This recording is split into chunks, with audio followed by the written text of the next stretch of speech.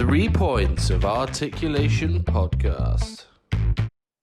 Hello, welcome to the 3 Points of Articulation. My name is the Big Tasty Jamie Wills. I'm your host for this evening, and I'm joined by Arcadian wrestling star Johnny Flashback. Johnny, how are you? Yeah, excellent. It was good to be finally announced on the Arcadian roster this week, so buzzing about that. And just had the match announced, just dropped on Facebook as of today, Sunday night. I did see that. It was a Gear of War, as he called us, something. Yeah, Kevin Williams, the Gear of War. 16-year veteran. I'll tell you who's not a 16-year veteran. Adam the Wrestling Man, how are you? It's a new pod day. Yes, it is. I'm good. Let's go.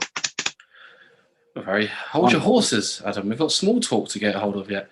So the football season started, the non-wrestling related to start with. The boys, you follow football at all, apart from international? Well, we did talk about this before and how much I love the international. I do intend to try and get into it. I always said, I'm going to watch Match of the Day at least.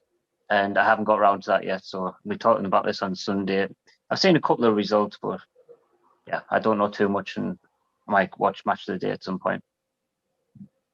Yeah, I'm probably not going to do it. Some kind of mast burned down around my area, which means we've had no TV or radio for about a week or a year, it seems. But yeah, so something's going on. But yeah, I follow the results. I play Super 6 through the FWL and stuff, but that's about it with me. So make sure you like and subscribe to our YouTube and join FWL if you want to get involved with our Super 6 on there. Also, whilst you're on the YouTube, go and watch our latest interviews, one with Kev Idden from the Wrestling Figure Retrospective and Brian Clark, former Adam Bomb, which I had the pleasure of holding an interview myself. I take it you both saw that? Yes. Beautiful.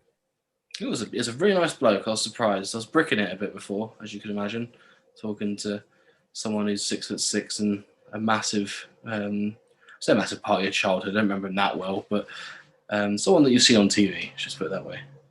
You expected him to be in character then, like proper heel on you? No, I didn't expect him to throw a atom bomb out the window or anything. But my only real celebrity involvement before is I had a Twitter argument with Andy Peters about 10 years ago. Please tell us this story, Jamie. All right, so basically he was on Twitter and he said he was having a go at Sky because his TV was down, and then Sky responded and said, "Is everything okay?" And he said, "Oh yeah, it's all back up." And I just tweeted and said, "I'm glad to see it's all live and kicking," which is a funny joke. And he said it's not funny. My TV was down. I don't know what else he said to me. And then I asked him to be my friend, and he said no. That was literally the long and short of it, and went on for about a week, back and forth. Then he sent me a signed autograph in the post. So, you missed an opportunity. Missed an opportunity to ask him how he retains his eternal youth. Well, it was 10 years ago. I thought he might have aged badly since then. I did ask him how he got the job of baggage handler 2 in Toy Story 2, though, which it's one of these. I was amazing what Google can do for you, isn't it? Speaking of Google, let's have a look at some news in a second, boys, shall we? Yes.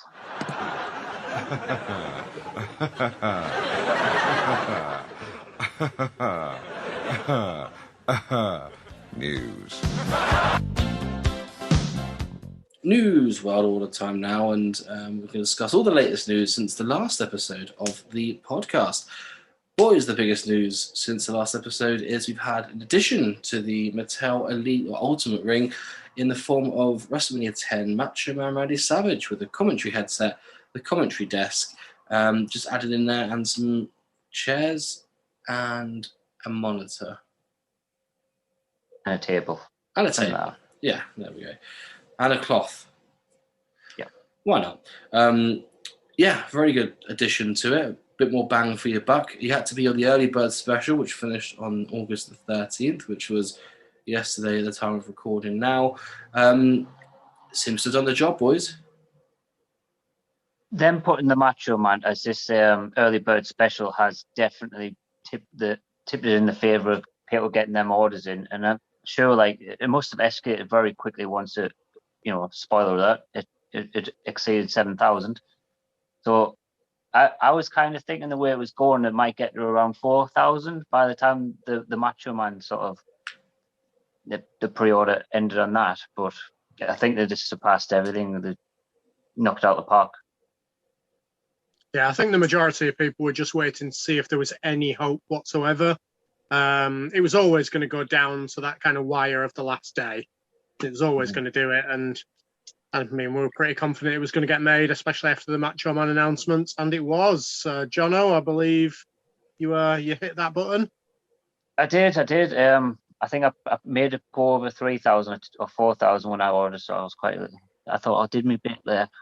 Might have ordered more than one or two as well. I didn't do my bit. I thought about it. I sat on the fence. There's too much in there that I don't want. I think that's the issue that a few people had. But then I think when you add the macho in there, it then balances it out of things that you do want compared to things that you may not want. So it made it worth it for some people. But yeah, just didn't tip it enough for me. It is absolutely worth it once you've got all this unlockable things. Down to Clown being added, you've got 3 ultimates in there. You've got a ring and an excellent stage, which I think people are really underestimating how good this is with all its lights and things. I've seen people speculate, oh, you might be able to sell that for 50 quid. It's worth double that, because the ultimate stage, I think it was called, that Mattel released a few years ago, and it literally maybe had a couple of red lights on it. That was 50 quid. This thing is tremendous. It's twice as good, so there's more value than people even perceive to be in this package, and especially now Macho Man was added and Doink the Clown was unlocked. Well, I did seriously think about it, and then they made the Macho Man announcement, and it made up my mind not to get it, purely because I have a very, very good friend who I've done quite a lot of business with and helped out quite a lot, who only collects Macho Man merchandise. And he's obviously ordered it. And I have dropped a little thing in there with him for, well, if you're getting rid of everything else, could I possibly get in there? So I'm hoping that I can pick up Doink and Diesel, which is all I'm bothered about, through that avenue. Yes, I think I know this Macho Man collector. We see him in our groups in FWL. He's a good kid. One thing to note is that Macho Man, the Ultimate Edition, is going to officially be one of 8,011 figures. So if you buy that Macho Man, you have one of 8,011 ever made, which is. I said to this in private for you guys, because I did buy a couple maybe to sell on as a bit of way to make a bit extra money and stuff. And the fact that it's gone to 8,000, where I thought it might be like 4,000, probably put the value of Macho Man down a little bit, which is, it's disappointing in the way for selling on, but it's brilliant that 8,000 people were able to get this. So happy for everyone. We've done well, and it was the best way to do it. Nobody's disappointed. Everyone had an equal opportunity to get it. It was done really well. I think now that it's hit that past the August the 13th, I can see obviously the sales staying around the same going forward, because people aren't going to. We wouldn't have thought people were going to pay for it now that they could have had Macho with it. Yeah, it's like, look what you could have won type of deal. So yeah, exactly. I see what you mean. You might get about another 1,000, I think, maybe. Yeah, I could be wrong. A few stragglers, but so a lot of people are going to get some stuff on the second market and they want, aren't they? There'll be people out there that want the ring, and people out there that want the stage, people out there that just want the doink and so on. So something for everyone, really, but not too much from me. Should we have a look at Zombie Sailor, or should we? Can do. Yes. So yeah, Brian Pillman was revealed. Loose cannon Brian Pillman, I believe, according to the little wording in there, but nothing's confirmed yet, so we won't speak about that yet.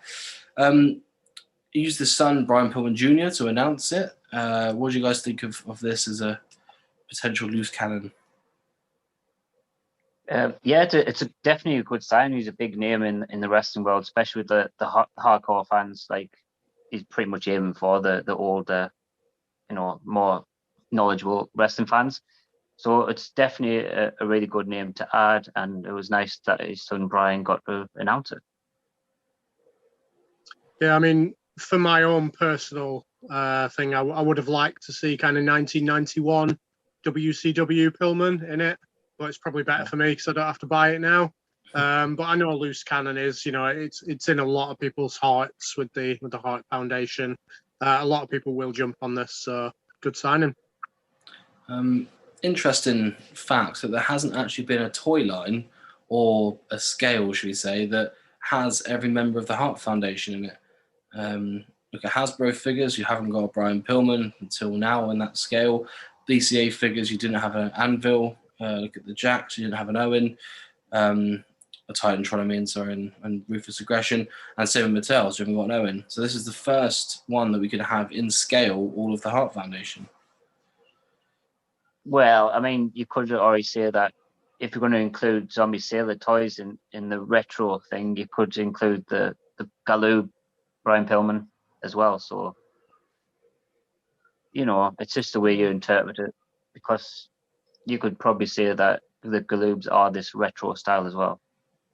Yeah, no one's Tiger Pants Brian Pillman with the Heart Foundation, though, do they? No, that guy's not got a gun.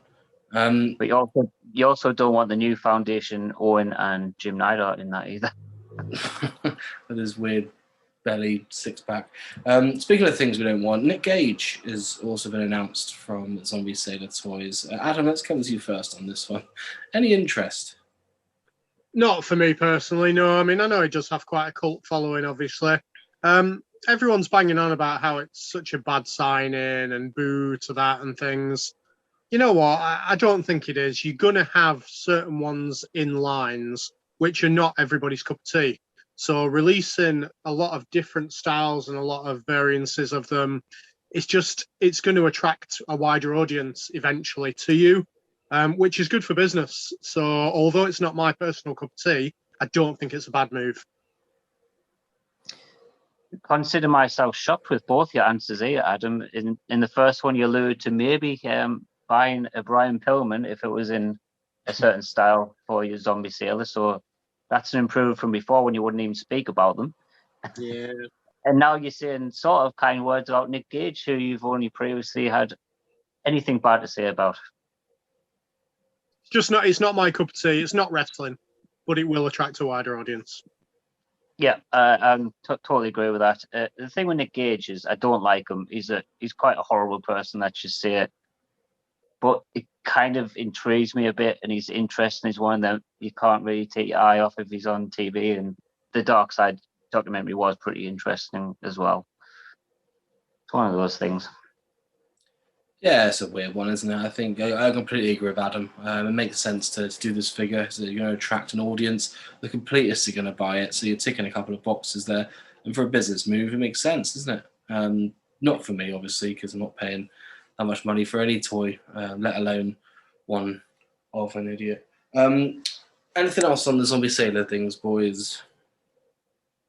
I think that was all that was announced recently. Yeah, so, yeah. Perfect. Pretty sure. Cheddar Toys, let's move over to Cheddar Toys then, shall we? We had the Adam von Pruder last week. We won't talk too much on that. We will discuss the figure. If you want to get on that, just watch our previous interview from last week. Tanga Loa, son of Haku, has had his figure revealed. We discussed the Haku figure last week. This one. Yeah, Johnny, let's go to you. Yeah, I was so pleased when I seen this announced because I got to use the old Conor McGregor gif again, like I used for good old Joey Knight. Who the F is this guy? No, I had no idea. Apparently, yeah, the son of Haku. We seen one son of Haku on AEW a couple of weeks ago, and it wasn't this one. So apparently, he's former WWF superstar Camacho. So I didn't know that until Sean from the group explained a couple of things when we posted on. When it was posted on Legion of Hasbro. Yeah, Camacho was like a flash in the pan in WWE. He was in then out. I quite enjoyed his gimmick in the same way as I got really involved with the Blue Meanie and Stevie Richards when they were dominating on heats. I kind of got involved in Camacho and Hunico when they were kind of on your NXT main event type thing. Used to come out on this like massive motorbike and stuff like that. I actually quite enjoyed them, but the moment they were in, they were out. Is not somebody that I've followed at all since he's stopped being Camacho. It's got to be a family deal, hasn't it? Got to be. Yeah, you think so. Speaking of family, it would be good to get if you're getting Haku to get the old Islanders with the old Tama and Haku and maybe a double pack. That would be lovely.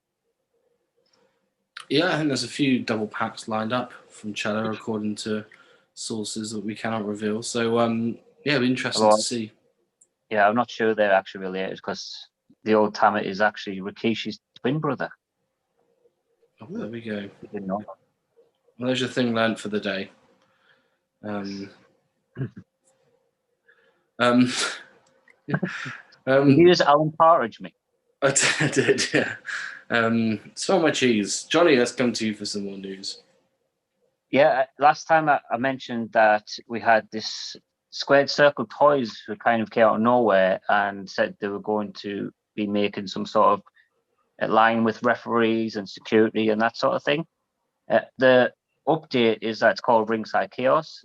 There'll be a Kickstarter, so it's going to be another crowdfunded way of purchasing. And this will start on the 13th of September. So more updates will be coming on that, and there'll be unlockables a bit like there was for Donkey the Clown. They'll have more heads and things like that, and there will be in scale with Mattel and AEW and the same articulation. So that's an interesting one to look out for. Going to cross my fingers that orange weirdo referee from NXT hasn't made a deal with them. Oh yeah, definitely. I don't think anyone wants to see that guy, that mentalist. That relatively interests me, the old Kickstarter on there, only because I quite like. I said before that it's not really my cup of tea, but I think a Kickstarter, so these are all the free things you can get for the arena, so makes sense. Yeah, but I think it'll look quite good to have all those little side bits with your Ultimate Edition ring. It'd be nice, wouldn't it?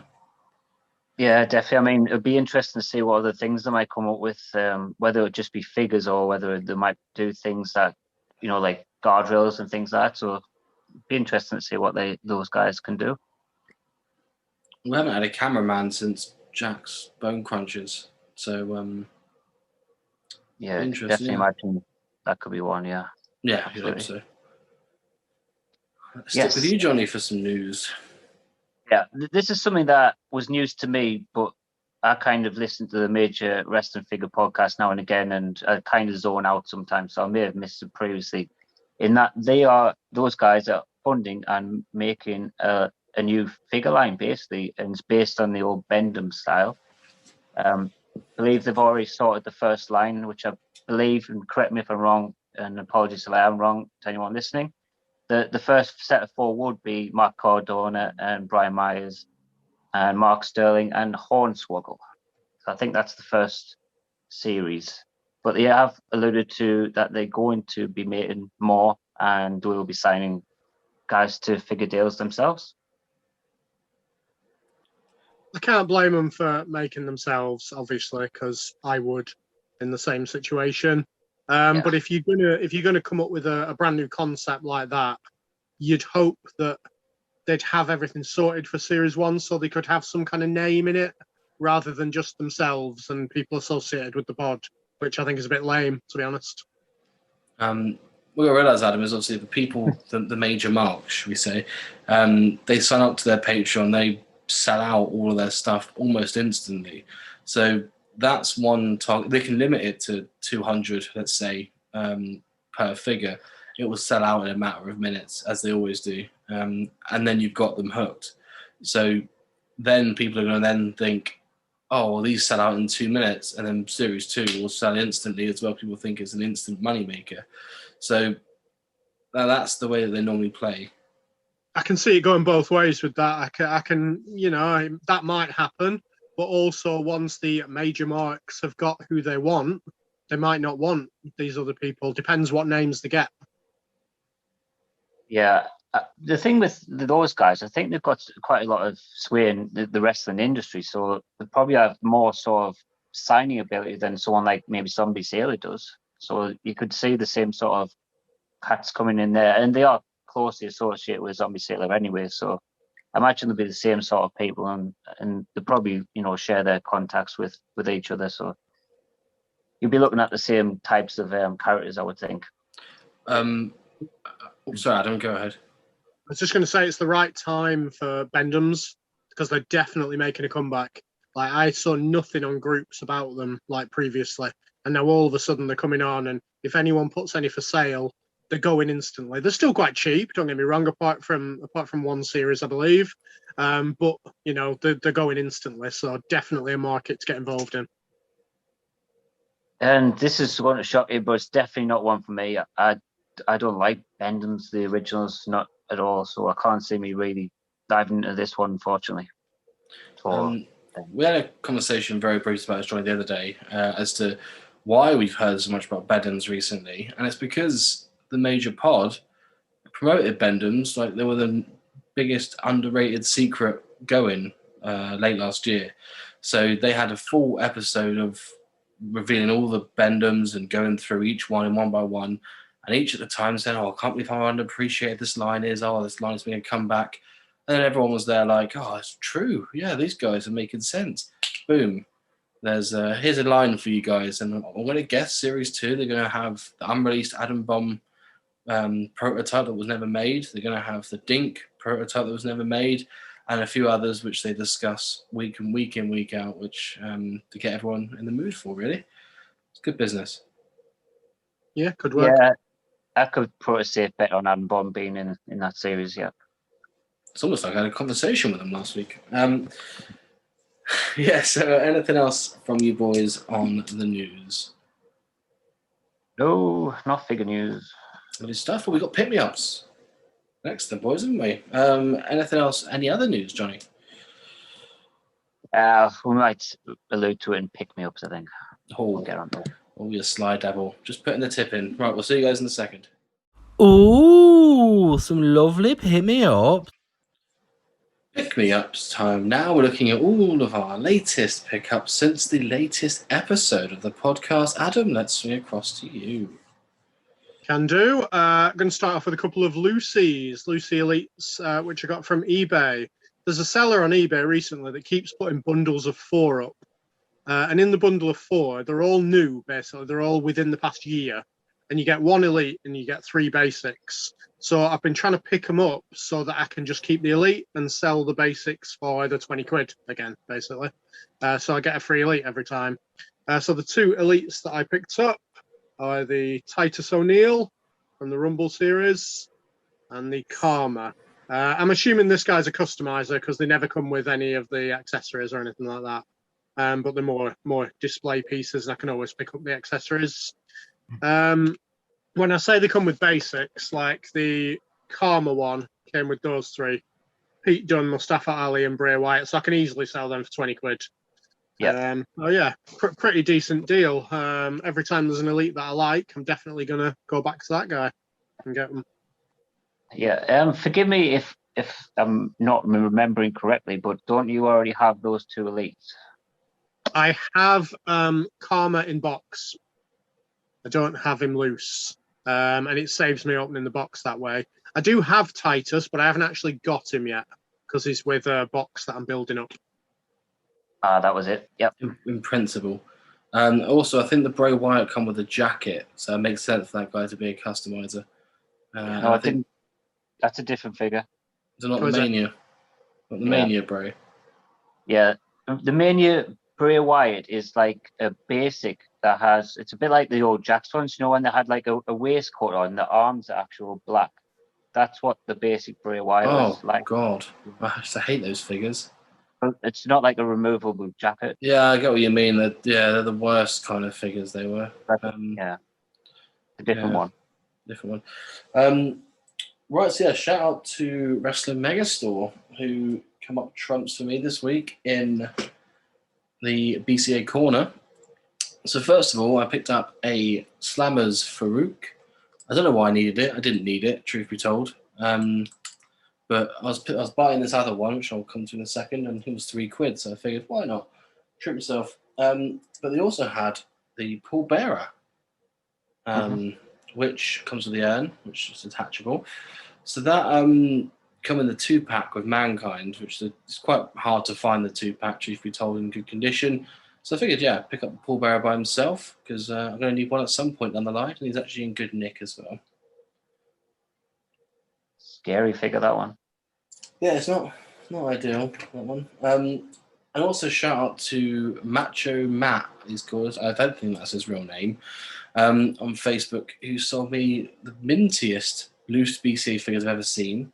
We've got JR to start with, who is the War Tony JR, not the War Zone JR. I'm guessing you guys must know about the history behind that. Remind me? I can't Well, there's remember. on the jacket, instead of having War Zone, it's got the words War Tony written on it as an error. Obviously, they did a run-in change and changed it to War Zone, but there's a batch that had War Tony on the jacket, and no one's really sure why. So there's no story then, no, just an accident. Yeah, and that's the story. The story is that there is no story. There was a Vader, who, as I said, is proper minty. That one. We've got a Jerry the King Lawler. I've only got the blue one, but I've got the red one in this one with a little detachable crown. And I don't know why I've ended in this one. It's the worst one. A Stone Cold Steve Austin, which I've already got, and a lovely little chair to go with it. So yeah, really good condition. Jack's Bone Crunchers, and I need to get a display sorted ready for him, truth be told. I did see that bundle, but I thought it would be too pricey for you. That's why I didn't let you know. I think the JR is probably, you're looking in that condition, 20 quid easily, I'd say. The King, roughly around the same. Vader's 20, 25 quid without a mark on him. So I added it up and it made complete sense because I'm not going to find a JR in that condition without opening a boxed one.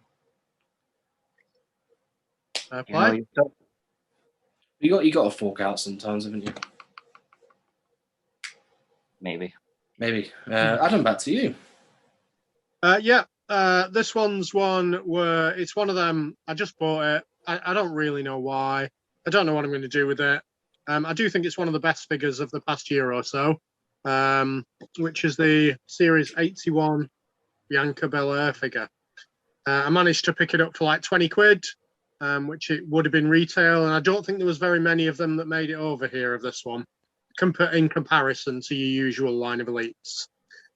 So yeah, it's actually a cracking figure. It's as good as I thought. Facial wise, there's a bit of scariness about it, but they've really gone to town on the attire, and obviously the accessory, the jacket and the glasses. So yeah, pretty good. Does that say Elite 82 on it? No, 81. All right, I thought it was 82. Yes, I've had this figure recently, but sold it. It was actually quite good. I thought it was, good deco and stuff on it. It's pretty good start for an elite for that character. A lot of effort's gone into that one, isn't it? A lot of effort, a lot of accessories. Yeah. I noticed it also has toe articulation. It's only elite to have that. Yes, it does. One thing I forgot to mention when I was shouting out Rest of Megastore was that for some reason I put in a packet of stickers for a laugh in my thing, and then they messaged me afterwards and said, "We've put 4 in there, open them on the podcast," which I'm not going to open all 4 packets because no one cares. But see if you guys can name anyone that's in this pack. So you've got 6 stickers in there from the year 2008. Can you name anyone that's going to be in this pack, Adam? Edge. John Cena. Ken Kennedy. Mister. We've got Elijah Burke. Hornswoggle. Matt Hardy. Shiny. Another Elijah Burke. Rey Mysterio. Kane. Ooh, failing. And Beth Phoenix. Yeah. Join us next week. We're going to sit down and open another packet of stickers. So shout out to Mohammed Shafi, which is his actual real name. People might know as the Sultan on the wrestling groups, who did the Legion of Hasbro in Your House the other week, which is basically on the Legion of Hasbro group. Sellers from the group would go on there and post what they have to sell. He did some really good bargains, truth be told. Adam, a picture of a present, as I discussed with you before, which I shall be sending to you when I get to the post office. Johnny, I didn't get you anything, Johnny. Do you want a Beth No Phoenix pasty. sticker? I want a pasty, Jim. I got you the Exalted one, Brody Lee Micro Brawler, which nice little present for you in great condition with its own little protector as well, which is always good. I tell you what, Thank you very much for that. Appreciated. You've seen my AEW display that I've started, which we'll get to in a little while on this segment, and that will fit in very nicely. Thank you very much. All right, that's the whole point behind it. But yeah, it's in a lovely condition, and as soon as I saw it, Adam, I thought of you. So nice little present for you. But maybe Jamie, you could send me that purple Bret Hart, the purple heart. Bret Hart. Yeah, purple heart. Yeah, and pop that. Where are you gonna put that? You're gonna put that in your purple Bret Hart collection. Yeah, and also I also picked up an Ultimate Brock Lesnar figure. It popped up. It's a really good figure. One I've been after for a while, but at a decent price. Cost me 40 quid. So I can't argue with that at all. Yes, I've had in possession the heads and hands of that because I guess someone was just selling the leftovers of it. So some good heads and hands in there. I've also had the heads and hands and T-shirt from that one without actually having the figure. Where's that going to go, Jamie, display-wise for you? Seems a lot to splash out for you. Well, so I thought about it and thought because I was going to do like an Ultimate display, because obviously I've got an Ultimate Bret, I've got an Ultimate Triple H, and this was around about the time they just announced the Ultimate ring. So I was like, oh, maybe I'll get the ring and we'll talk business and maybe have an Ultimate display. And then it arrived and I was like, oh, it's quite nice. I'll keep it in the box for now, but we'll see. Worst case, I got it quite cheap. If it resells, it resells. I was going to say 40 quid is a good price. I'm not saying it's a lot, but it's a lot for you. Yeah, yes. But money bags. As we've seen recently, Jamie has a special shelf. It's called Jamie's eBay shelf, which he sold. So I'd feel bad about sending this on eBay because I was chatting to Mohammed afterwards, and he was saying that he had one on eBay and miscounted how many he had, and some woman bought one for a kid for 75 quid, and he had to cancel the order and refund her for her kid's birthday. So I don't think it's the sort of thing that I'd eBay just out of purpose now. Well, it was his fault, so don't forget about. But he also had a wheel where you spin the wheel. I pay 8 quid a go. You spin the wheel, and it lands on a Hasbro figure, and that Hasbro figure is yours for £8, regardless of what it is. So I did quite well, actually. I've got a Brutus Series 1 with the shears, authentic real shears, which is good, and a Series 1 Boss Man with a genuine nightstick. What was the best on the wheel? Probably a Series 8 Bret Hart was probably the best in the wheel, and Andre was also on there. But you also had the Bushwhackers and the Rockers, so it could have gone one or two ways. To be fair, the Bushwhackers and the Rockers are worth £8 as well, so you're practically giving them away. Well, not each. But that's what I mean. There's a tag team. Yeah, it was each. So you could get Marty or you could get Sean. All right, that would be disappointing, but that's the game. It's the gamble. Exactly, and I like a gamble. Back to let's get to Johnny. Right. So, speaking of, the groups and that, there was a bit of hysteria this week, and I'm going to call it Nick Aldis Hysteria Week, where, funnily enough, Chella have put up about 20 million variants of Nick Aldis, and you could buy them in various places, including Chella's website and Wrestling Trader. So these will be a combination of those. We'll start with the gold variant, which I know Jamie picked up as well. So yeah, why you didn't go with old hysteria, I never know. I'm not as talented as you at the. Well, it writes itself. But this gold Nick Aldis variant, I think FOMO maybe buy it. I don't want it. It's arrived. I still don't want it. We discussed it when they announced the variants, and I said to you that they're repainting the figures. They're repainting the ones that they have left over. it makes complete. Well, it has to be now because you look at the front, it says limited to 100, and on the back it says limited the to red 2,000. Aldis. No, it says Yeah. limit is 2,000 pieces in the That's bottom what, right. yeah, and what I mean is they've used the same packaging completely as the first one, apart from adding that little bit of limited to 100, as you can see there. But on the Yeah. back, How's it's your, exactly how's the your same. bubbles, boys? I heard there was cracks in some of the bubbles. All good. Yeah, mine's fine. Yeah. Good. Chella have done a stellar job on the packaging this time, and you know they were well protected. But I don't think the problem was in them being protected. I think they were already factory damaged when I picked up the other Aldis and the Blue Meanie. So at least they're going in the right direction now. The only issue is that on the back, there's sort of smudging quite a lot on the bits of the ink in I've various got places. that.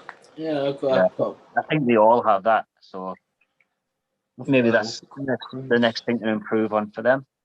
Well, you got to think this is still technically the first figure that they released, and the packaging is still exactly the same as when they first released it. So, they have improved since then because the Mind the Meanie one that I've got hasn't had got your smudge on the back. So, I didn't take that with a pinch of salt, I guess. But yeah, all in all, a bit of hysteria for it. There's already listed on eBay for like 35, 40 quid, and It was originally my intention to go and open these live in the pod, but now I'm in two minds whether to keep it. And I did buy 2 of each anyway. But if I'm going to make 100 quid on each one, then might as well just save them because it's not exactly the ones I really want anyway. So I just can't see it happening. yeah, I just can't see them going up to that amount. I didn't buy into the hysteria on this. I didn't like the original. So Yeah. to then buy a load of other repainted ones, I don't get it. I can't see them going up to as much as I think a lot of people are thinking. Yes, they're good. They're not going to lose value. Let's face that fact. They might go up a little bit, but I can't see them going for silly money. Yeah, you'll be surprised, Adam. There's already people that are regretting not picking them up. So depends how desperate they get. They can just make another 100, can't they? Yeah, I don't believe that some of them were limited to 100. Not in a not in a month of Sundays. Since half of them turned up on Wrestling Trader the day after as well. So, which was lucky because I did miss out on the bloody up one. So I picked this one up from Wrestling Trader because I missed out on the first round on Chella Toys. So this is probably the most elusive. It was sold out first, and a bit of blood makes his face look a bit better because it covers a bit of it.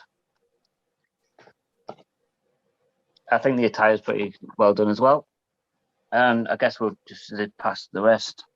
This is the black one, which is also a Wrestling Trader. This one actually is a Wrestling Trader exclusive, even says so on the packaging, so that's pretty cool for them. This one actually says it's an FC exclusive, so I think that was the shop in America. Yes. All of them are pretty much the same, just repainted in different fashions. Next one is the blue one.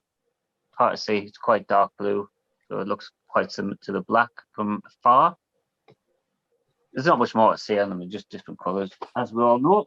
And finally, this is the other non-bloody variant of this one.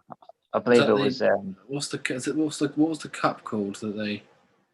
the Crockett Cup. Yeah, something like that, wasn't it? Crockett Cup. Crockett Cup. Right, yeah, that's all of them. So we're all out of Aldis. There was even more than I actually thought. There's quite a lot, isn't there? There's still obviously some left on the Chella website for the standard Nick Aldis as well. So once again, I don't know how limited that is to 2,000, but you have to think there was more than 2,000 of that made if they still haven't sold out of it. I don't think it adds up. I don't think these numbers are correct. No. Yeah, I'd be surprised. Adam. I've gone a bit t-shirt crazy recently on this pod, so another couple today to add. First one is thanks to Sam Elliott, who's in the Fantasy Wrestling League, and it is an Ascension t-shirt. Being a big early NXT fan, I absolutely love the Ascension. I think Rick Victor is one of the most underrated people to have been in WWE for a very long time. And I just personally really liked Connor as well, from when he was Connor O'Brien in NXT to the Ascension Connor. So that's one just for kind of wearing around the house, stuff like that. Next one is my latest victory. Well done, me.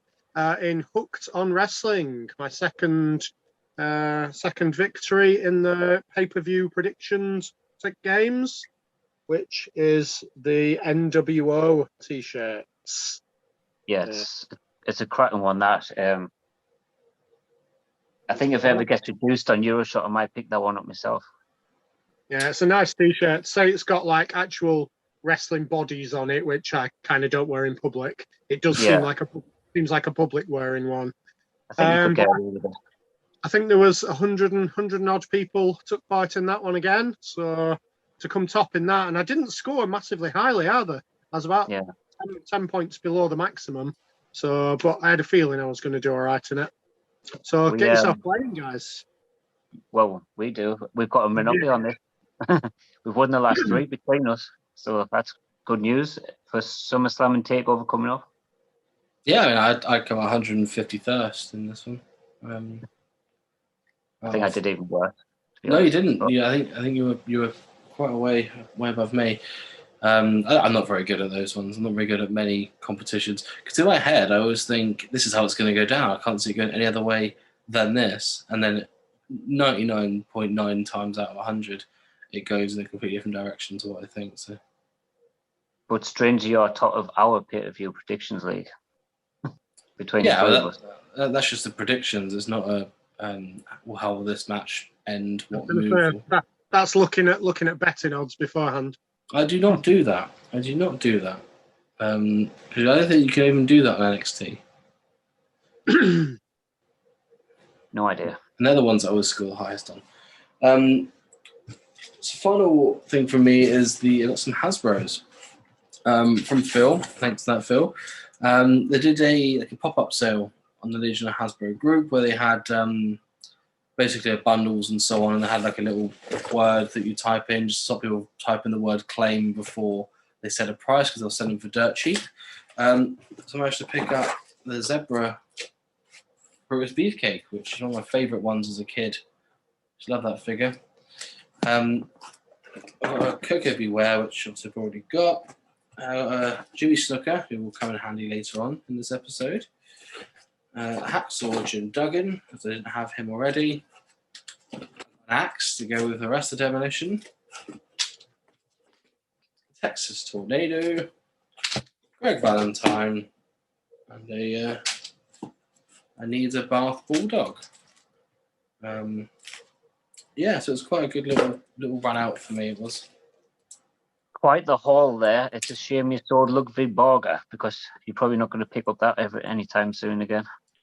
Yes, I'm not having a full collection though. Let's not kid ourselves here. I'm not going to have a full collection, and it's just going to sit there in the loft being an expensive racist. So I'm not really, for me. Yeah, but we don't comment on that sort of thing here. No, we don't. Talk about the figures on. But yeah, it will just sit up there as a bad figure instead then. Yes. Some good ones you picked up there, and Brutus and Coco Beware will come in handy next week for you. Yes, but I said that Brutus I have fond memories of as a child because I remember getting him from a garden centre. I think it was in Ruislip. And I finding him on the shelves and picking him up. I must have been about 4 or 5. But one of my earliest memories is getting a Brutus Beefcake, that zebra print one. Nice one. You were lucky then. I had the pink one. Well, I have to have both, but that one. It's rare, that one. As a kid, Johnny, anymore? I've lost my pickle. This one's quite a special one for me. It's one that's been about 12 weeks in the making, but they're finally here, and it's my tight for wrestling. So to see how it turns out on the podcast. So it's flashback on the black shiny on one side, and then we've got a very lame 80s design on the other, very colourful, very what's the word? Saved by the Bellish. Yeah, I went to go for something really tacky on one side, but then something quite eye-catching on the other. These were meant to be kind of like photo flashes, but more like a bit like a paint drop or something. But they're still quite cool. I quite like that. And yeah, I've been revealed as the Arcadian wrestler, so you can see me wearing them in the photo. Is the flashback right in the same kind of font as the Flash logo? It's not really, but it is kind of what I asked for. I just wanted to be, the F to be bigger, then the L to be slightly less bigger. Then we'll go down in size as it gets to the K. So, Sort of like but Back to the Future. Most of this was pretty much designed by the tights maker, which are called JJ Creations. You can find them on Facebook if anyone is a wrestler and wanting some gear made.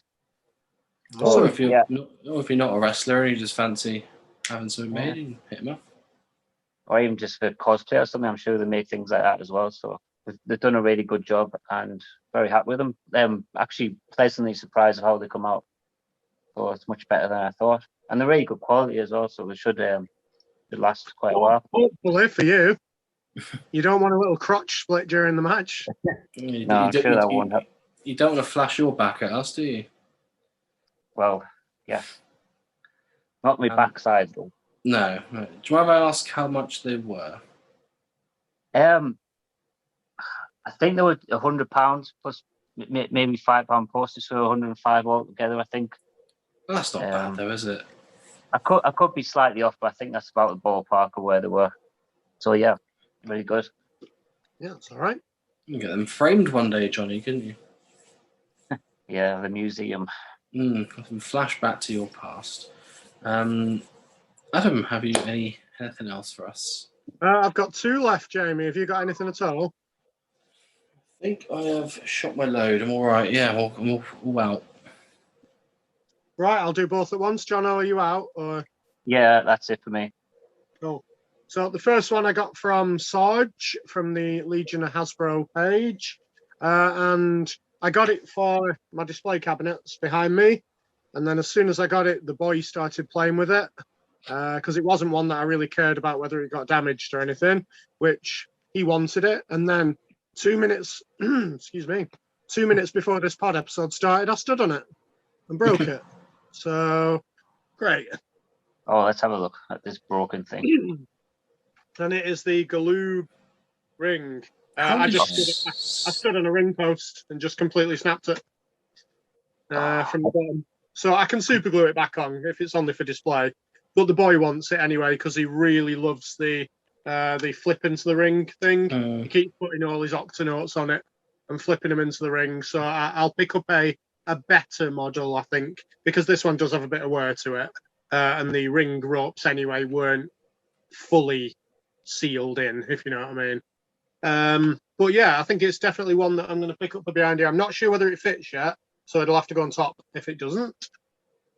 Yeah, do you have Galoob ring, Jono?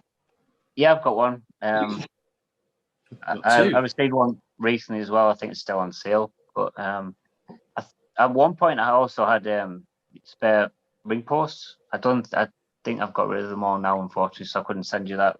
But I'm sure someone in the group might be able to do it if you can, get the whole thing out. I think the underneath of it, where it fits into, is broken as well.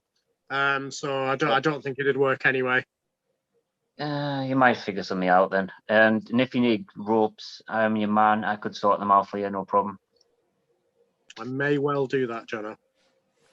And my final one, leaving the best till last, apart from Jono's ants, which are much better. In a month where Jamie has done no raffles, I decided to do my first raffle of the year on Legion of Hasbro. Obviously, you two know all about it, and managed to bag myself a Chase 1 of 1,000 MJF AEW figure. which I was immensely pleased with. I've been actually trying to pick this up, and I've been watching it kind of decrease very slightly in price on eBay, and hoping that it just keeps going. But it's kind of hit a line where it's not going below. So that's the only reason that I did the raffle. I'm not the world's biggest raffle fan. I think it's my second one in 2 years. You won the other one as well. Yeah. You two also won in that, let's just say. Well, this one's all mine, so really happy to have that in my collection. What a win that was indeed. Yeah, it's probably a better figure than the original that was released in the series. I think the pink pops better, and it's quite a jazzy little scarf he's got there. Definitely, it'll be worth a fortune in the future, guaranteed. Yeah, I'm hoping so. I mean, MJF is going to be AEW champ. He's probably going to be WWE champ eventually. Yeah. So yeah, I will not be selling it anyway because I've been looking for it. But you never know in the future. His first and second figure, so there's also that to it. Not that that's really a thing in the wrestling figure community at the moment, but might it be one day. He had a micro brawler before, but I don't know if you count that or not. Depends what you count, isn't it? But yeah, it's a great chase. When that first came out, I sort of thought no one's going to get that over here. I think only one or two people managed to get it, didn't they? And now look at chases; they're quite readily available. But apart from that, one still stayed a bit elusive, isn't it? Yeah, I mean, I don't think we've even seen chases over here until recently. But me and Mia talk about that next week. Next episode. Right, anything else on the pickups, boys? We're going to end on the high that is Maxwell Jacob Freeman. We would do. All out. No pun intended, I imagine. Right, well, let's move on to SummerSlam 1991. I'll break it down segment, boys, and we'll be back.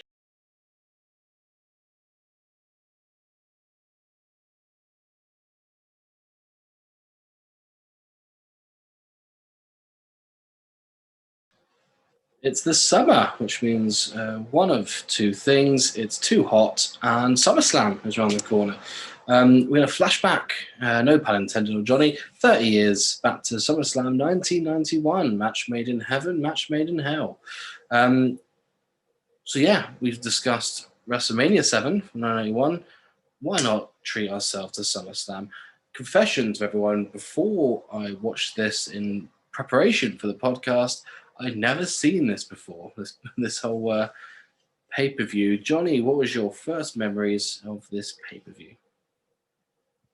I think I was kind of watching the build-up to this. I was still only a young and maybe 5-year-old, so I can't remember everything. But I do remember the hype behind Bret Hart and the fact that he beat Mr. Perfect. And spoilers. But yeah, that was the main standout. Bret Hart was my main standout, and it's probably why I became a lifelong fan after that. Yeah, I definitely didn't watch this at the time. This is a Car Boot video watch that I did. But again, I maybe only watched this one once or twice because a lot of it seemed like I'd never seen it before as well. It's it was quite a mixed, varied event, should we say. So, boys, any facts to kick us off with before we tuck into the pay-per-view? Any points you want to make? Madison Square Garden. This isn't a fact. I'm going to ask you two here. Madison Square Garden. Obviously, in America, it's absolutely huge. Everyone wants to appear there. As a fan watching it, I feel nothing about Madison Square Garden. And I also feel that in comparison to a lot of other places, it's very poor with entrances and stuff like that. And I don't really enjoy it. What's your thoughts? I would probably disagree with that. There's always something special about when WWF or WWE go to the Madison Square Garden, even if it's just a house show. They always do something that even recently, like they'll switch to United States Championship or something like that. I think AJ Styles won it at a house show at Madison Square Garden. I also quite like, there was that. I quite like the way that the entrances are so narrow. It feels a bit different to normal. And like I remember Royal Rumble 2000, and they'd done that taxi cab, and then there was a bit like junk lying around. I just thought it was cool, and I quite liked how the entrances in the hard cam. So it's something different. I do like it, and there is a specialness to it. I completely agree, Johnny. Truth be told, it's my favourite Rumble, Rumble 2000. One of my favourite Manias is Mania 20, which was at the Garden. And my favourite Survivor Series is Survivor Series 2002, which was held at the Garden. So, I think that short entrance way really made it for me, because I think when it comes through and when someone walks through, I think Scott Steiner debuted. So it literally went from music hitting, debuting, being in the ring in about 4 seconds, which I think you don't get from other arenas. You have that long, awkward rundown. So I really like Madison Square Garden for that compact feeling that you get. Yeah, I just have nothing. Yeah, and the crowd's always up for it. It's a good town, New York. Yeah, so yeah, I've got no issues. I'll have to disagree with you on that one, Adam. Yeah, that's fine. So commentary team then. Oh.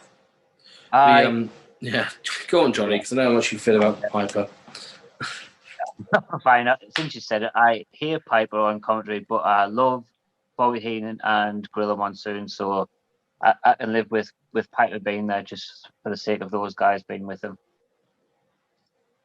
Yeah, I agree. I think it was quite apparent throughout this that Piper was just way out of his depth throughout the whole show. I think if you look at Gorilla Monsoon, he knows his role, he knows what he's doing. Bobby Heenan is probably the best person at being a colour commentator that you'll see. So what Piper was doing there, he didn't really add much to it. It didn't really bring anything to the table.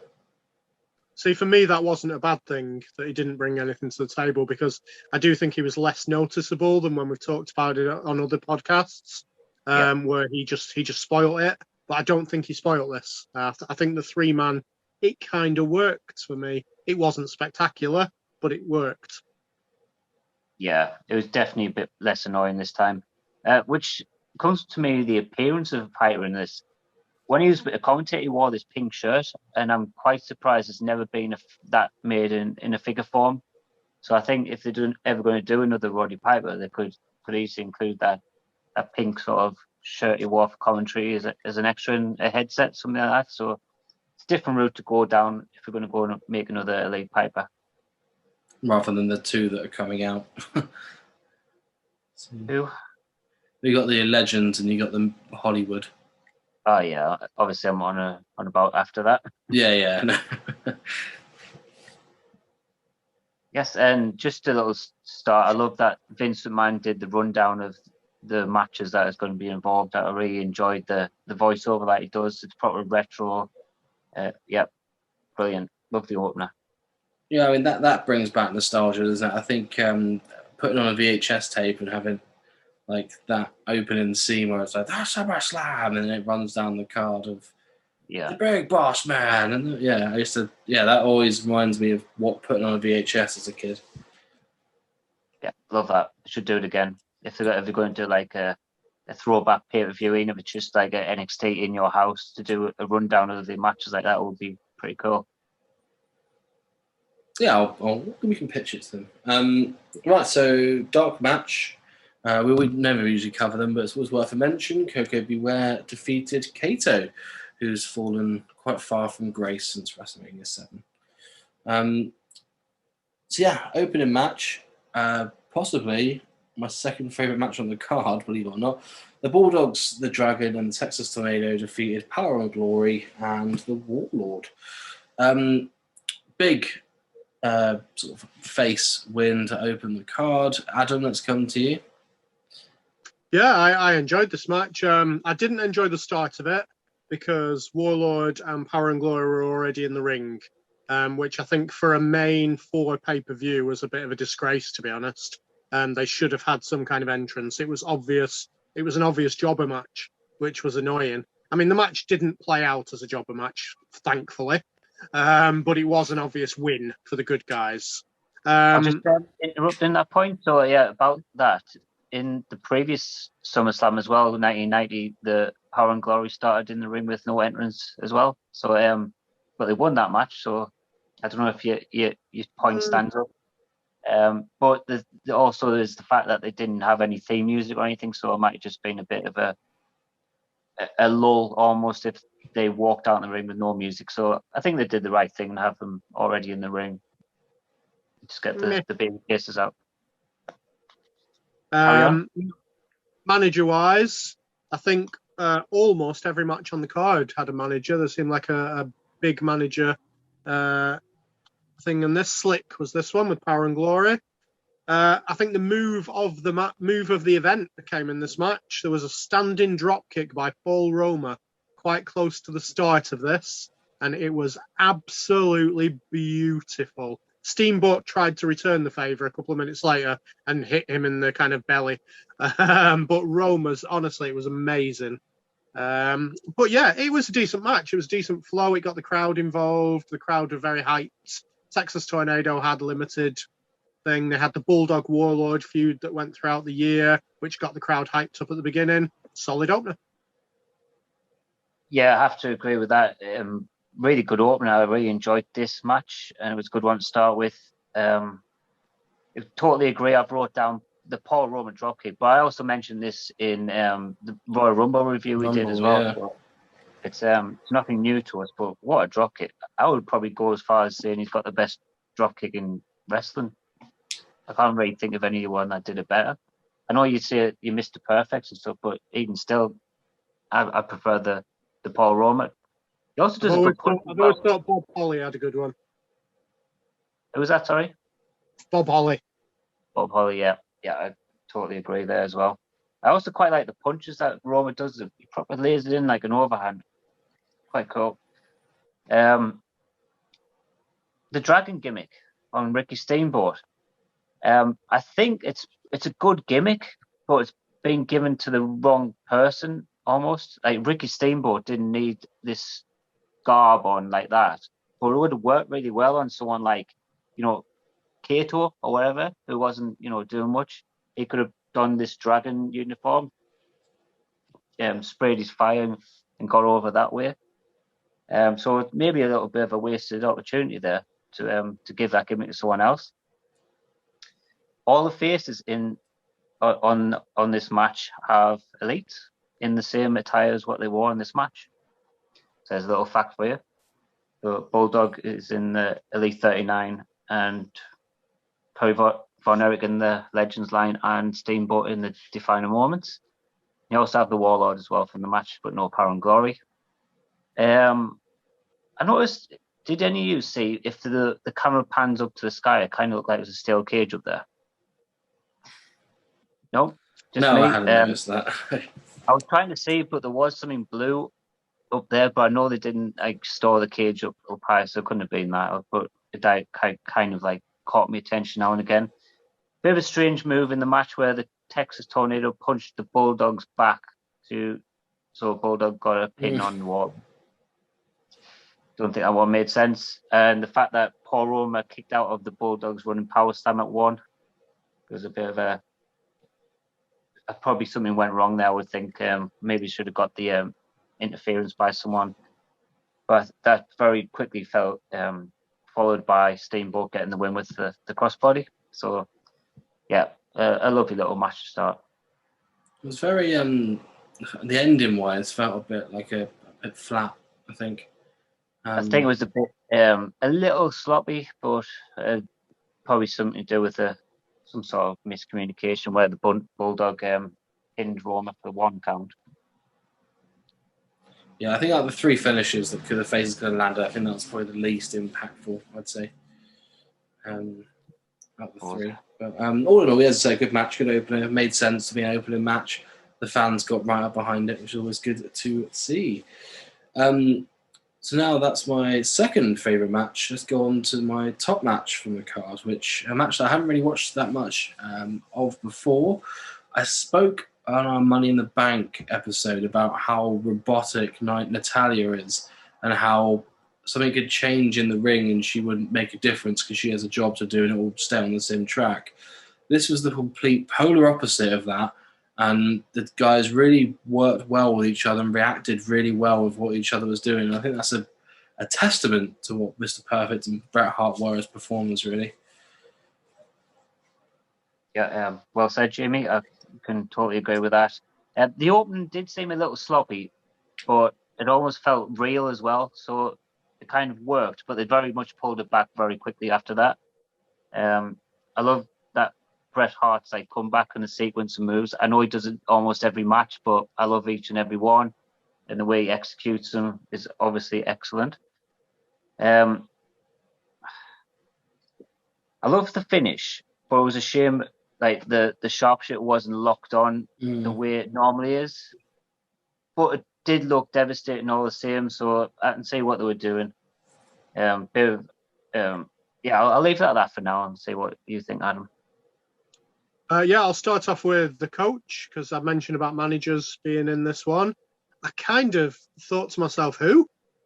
When he was there, to be honest. I completely forgot about him. And he was manager of the Beverly Brothers as well. John Tolos, I believe, former WWF Tag Team Champion. I don't think Perfect needed that, but that's not nothing. Bret Hart running into the turnbuckle. I don't think I ever see a sweeter thing, to be honest, than that in Bret Hart matches. I love that. They always go on about his sequence of moves and stuff, but I think that him actually getting that done to him is my favourite thing in Bret Hart matches. It just looks so... Bret always goes on about when he's saying about his career and how he never hurt anyone, the things he sacrificed. He always mentions, I took the front turnbuckle, I did this, that, but he always mentions taking that as being like one of the most dangerous or significant moves he ever done in the wrestling business. And I kind of suggested having a go of it at training last week. Do it. Fans were really getting into the non-pins, so they really drew the crowd into this match, which I really enjoyed. Bret Hart taking Mr. Perfect's legs out looked absolutely brutal and really, really built this match up for me. I wrote about the ref signaling the victory before the sharpshooter was properly locked in, which I really did not like at all. I think it was a ref mistake rather than Bret and Perfect there. I think he just did it too early. Go on. Like Mr. Perfect had a really bad back coming into this, so I think it was the objective to like tap out straight away to let go. I would agree with you on that if Bret hadn't have then held it in for a bit. Well, yeah, but it is Bret though. I wasn't saying Bret was protecting Perfect. I was saying Perfect was. Well, even if the ref was protecting, it's more about the story and how Mr. Perfect's tapping out straight away because he knows his back's done in. So I don't know. I guess it wasn't too much of the story of the match, but it's the story of real life anyway. Yeah. Go ahead, sorry.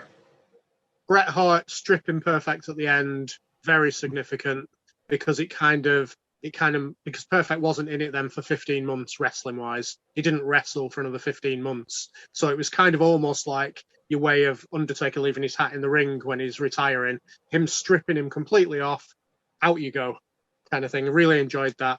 And it was the first Intercontinental title change via submission. Interesting fact, that one. I didn't know that.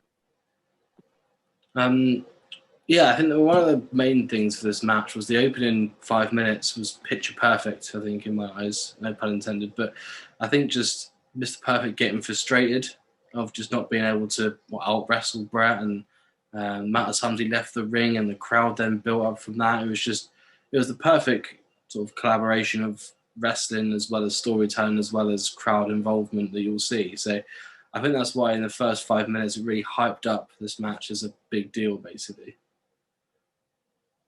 It was. So yeah, thoughts on this match. It was really, really good, well put together. I've never been Bret Hart's top fan, but I can appreciate a good match. And I think he had a massive part to play in this. Half of it, truth be told. Yeah. Any other facts before we move on to the tag team match? Just that was a fact that they probably shouldn't have interviewed Stu Hart after the match. He's not the best interview. No, it's a fair comment. So natural disasters, earthquake and typhoon versus Luke and Butch, the Bushwhackers. storyline going into this was Andre, wasn't it? That was the main storyline going into this, was that Earthquake and Andre had a bit of a hoorah. And why wouldn't you want the Bushwhackers in your corner fighting those two if you're Andre? Adam, let's come to you on your verdict for this match. Yeah, I mean, there's not much to say for this match. Again, two managers with this one, Jimmy Hart and Andre. This match had everything about it that was a feel-good match, except the result. So it was kind of like a bit of it wasn't a shocker because Disasters are going to beat Bushwhackers, but it was built up to be a feel-good match all the way through, with the way the Bushwhackers were acting, with the way they were getting the crowd involved, with Andre's participation, and then not getting the result. So they had to bring LOD out at the end just to get that feel-good factor back in for the match. That's pretty much it. It was a match. This is one of the matches I kind of zoned out to, so I don't have much to say. I just remember the ending with LOD coming down. Yeah, it's what you said. Yeah, I think the only way the Bushwhackers could have won might have been by count out if Andre got involved or something like that. You can't see him pinning Earthquake or Typhoon clean, can you? Yeah, there's probably enough babyface wins on the card anyway, so. Yeah, that's true. Speaking of Virgil, Ted DiBiase versus Ted DiBiase in this one. So big build up from WrestleMania 7, which we discussed in the WrestleMania episode, where there was a sort of non-finish for the title match. This is the sort of ending, the big finale, the coup de grace, so to speak. Johnny, let's come to you on this one. Half zoned out at the beginning of the match, unfortunately. Sorry, guys. I was just kind of woke up when it was a disqualification, but then the ref turned it around. I quite like that in the fact that the referee knew he was trying to deliberately get disqualified, so he made the match continue.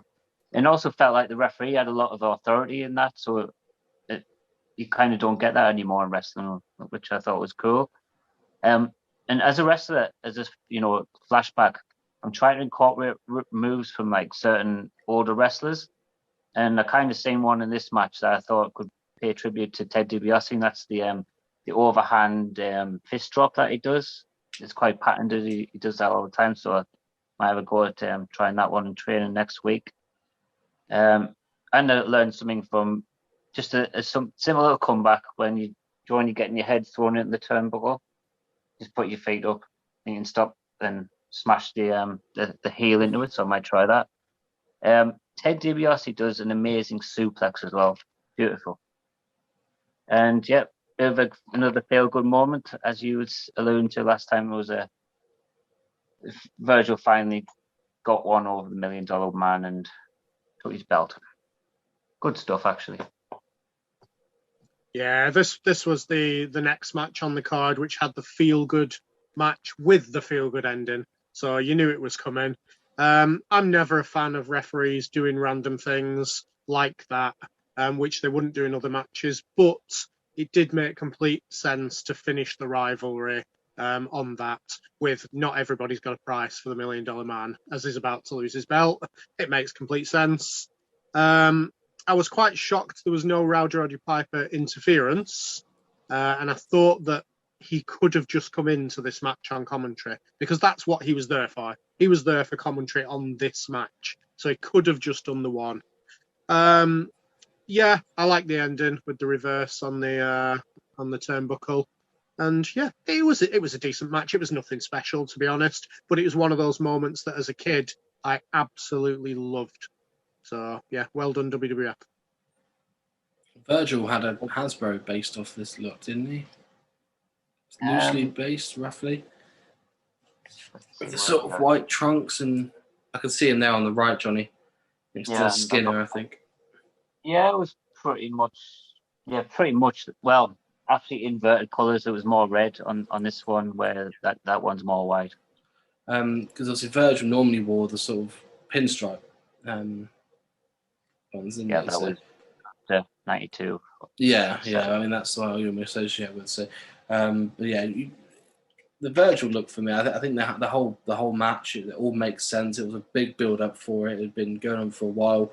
I quite like the little false finish they had where Sherry got involved and then however, and then the match restarted, which I think is one of those things as a fan that you always wanted to hear, isn't it? Because even now, when you have that as a finish, you sort of think hopefully the referee does that. So it's a nice surprise that they do actually do it. The scenario has to fit it. Anything on this before we move on to the jailhouse match? Not for me. It was Andre's last appearance in the USA. Well, there we go. That was from 2 matches ago. Sure? Are you sure about that? Because well, if I've read up correctly, then yes. He went on the European tour after this, but his last appearance in the USA apparently. It might have been for WWF because he was at WCW Clash of the Champions. I think that was even in like '93, just before he died. So it was definitely. Yeah, I meant WWF anyway. So yeah, okay, no problem. That year. So Big Boss Man defeated the Mountie. If this match was nowadays, I think it would get absolutely shunned and thrown out the window. I think for it being at 91, don't know whether because the time was right back then, but I loved it. I thought it was great. A lot of suspense around it. The crowd were really into it. The Mountie got made a bit of an arse out of, which everyone seemed to enjoy. And all round fun time for everyone involved. Adam? Jimmy Hart again involved in this one. The match was okay. It wasn't really about the match. It was about the finish and the promos afterwards. There was no Big Boss Man Slam, which I really hated because that's my favourite move. I did. Yep. The promos after the match. Sorry. Promos after the match were just magnificent. I think Jacques Rougeau needs a massive round of applause for those promos after the match because he was the perfect heel after that with the crowd. I mean, I'm surprised the WWE Network have still got the reference to the Mountie maybe being assaulted in jail, let's just say, afterwards. It was just pure comedy, pure humour with the Mountie being the star of the show. Brilliant. Yeah, totally. Sign the times where the gay man could just attack anyone in prison. Yeah, okay. We'll not say much about that, but you're right. The Mountie was excellent. I wrote excellent capital letters on my notes in these promos after the match. Very entertaining. He done a great job screaming and shouting, kicking and screaming. Brilliant.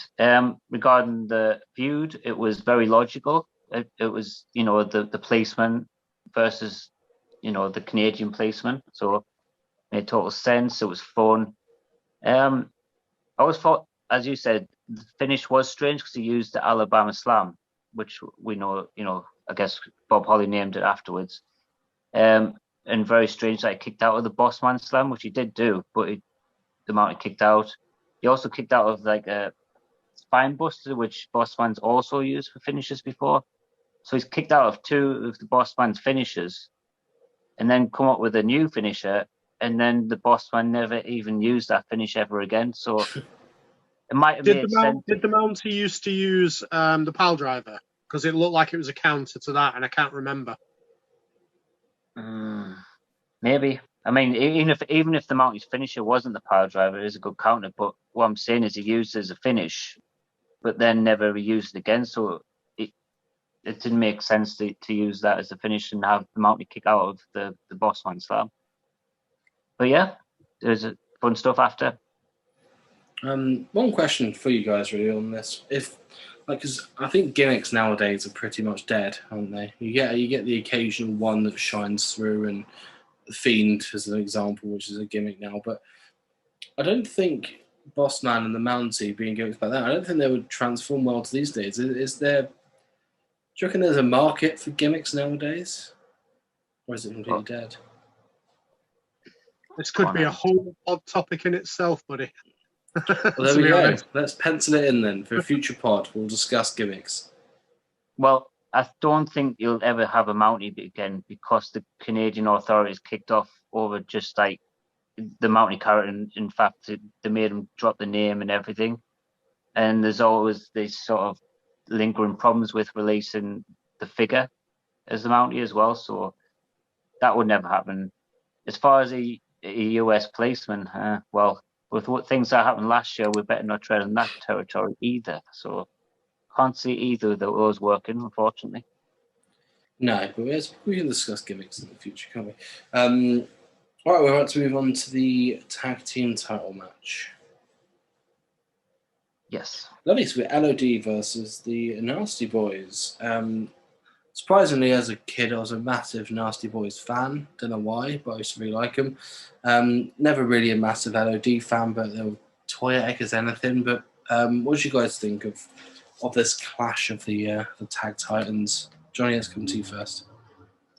The first note I've made is that there was a street fight, but then they brawled for like 4 or 5 minutes, and then they went to the corners for tags. But it's no disqualification, so why we're tagging in and out? That didn't really make much sense. Drifted out a little bit because someone distracted me. I think Adam was texting me, so blame Adam for this. And I guess you would say the Nasty Boys were just the transitional champion.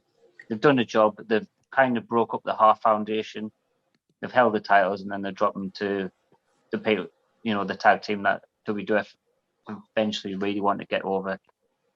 Made sense, and it wasn't much to the match, but that's just what we want to see. The Road Warriors winning. Yeah, it was obviously Jimmy Hart out there again with the helmet in his hand. That was very prevalent at the time, with the Nasty Boys picking up the title with that.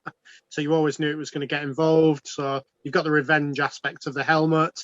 I'm actually quite surprised that the Road Warriors used it, because I don't think they'd need to. Right at the end, I don't think they needed that. I think a stronger win would have looked good for them. In kind of the same happening these days, Hawk had just been suspended for 60 days before this match. He'd come back from a drug suspension, I believe, and then they just give him the belt, and it's like it's never happened. Usos ring a bell.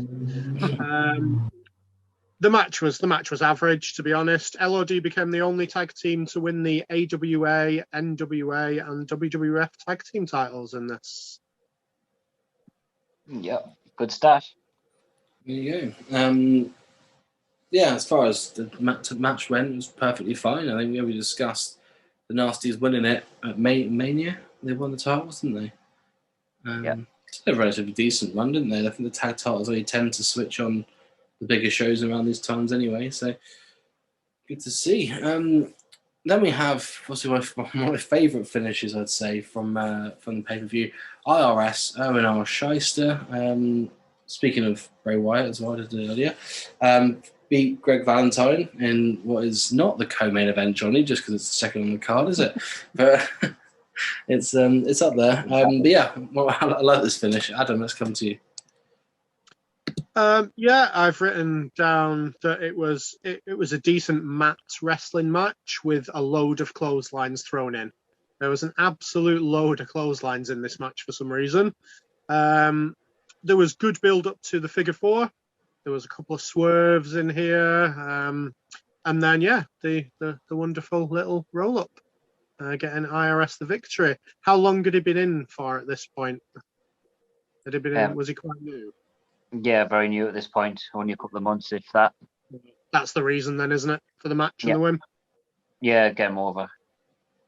I don't really have much to add. I just thought the IRS character could have been really good. Had some, interesting sort of gimmick, and got good heat and things he was saying. And everyone hates the Taxman, so I think if we want to talk about gimmicks that would work, that would work in today's society. I think still. Yeah. Relatively interesting fact. So we covered at WrestleMania 7 a lot of short matches, a lot of matches in and around the 2-minute mark. The shortest match on the card for this was 6 minutes and 27 seconds, which was the tag match between Natural Disasters and the Bushwhackers, which good to see. Less matches, more action. Sometimes I like that, sometimes I don't. Yeah, it depends. If you're going to fill out with Dino Bravo and Texas Tornado, just don't put it in front of me. Whereas this actually, it's quite good. And this IRS match, which got 7 minutes, which is good to see. And then we move on to our final match of the card, but it's not the main event. We've got the representing the USA, Hulk Hogan, representing Hearts Unknown, or Warrior, versus the Iraqi sympathizers, Conor Mustafa, General Adnan, and Sergeant Slaughter. Johnny, let's come to you first on this one. Bit weird, wasn't it? It was a little bit strange, I guess. It seemed like what you call the shine, the babyface shine at the beginning with the match lasted forever. Hogan and Warrior had the advantage for such a long time before.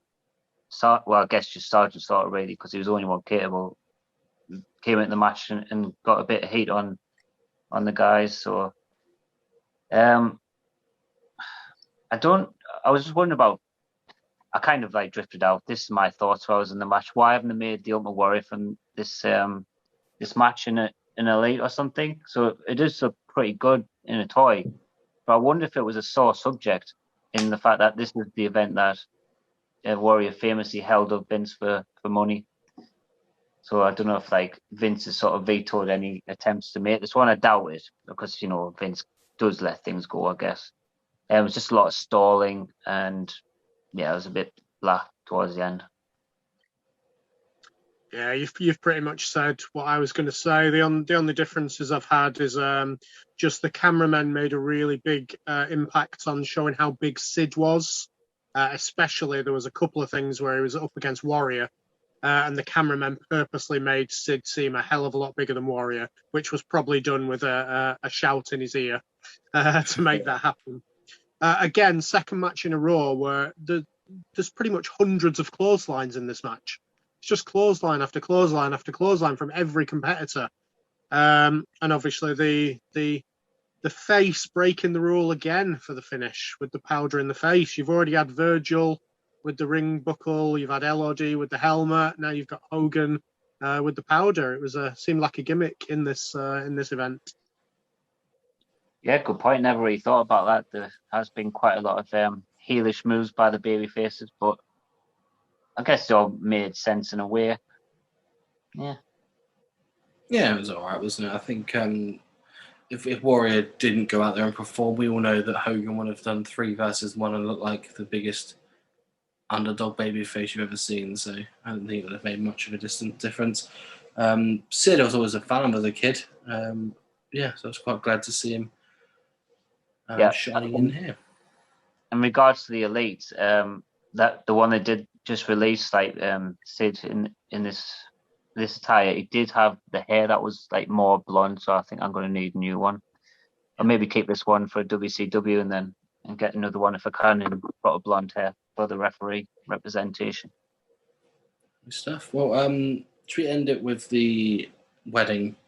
I've watched too many EastEnders weddings to sort of think that something was going to happen during this, whereas it didn't really, did it? It was just a wedding to top off a Big 4 pay-per-view. Why not? Eh? Put them on Raw nowadays, didn't they? This should have never finished the show, especially if nothing really happened.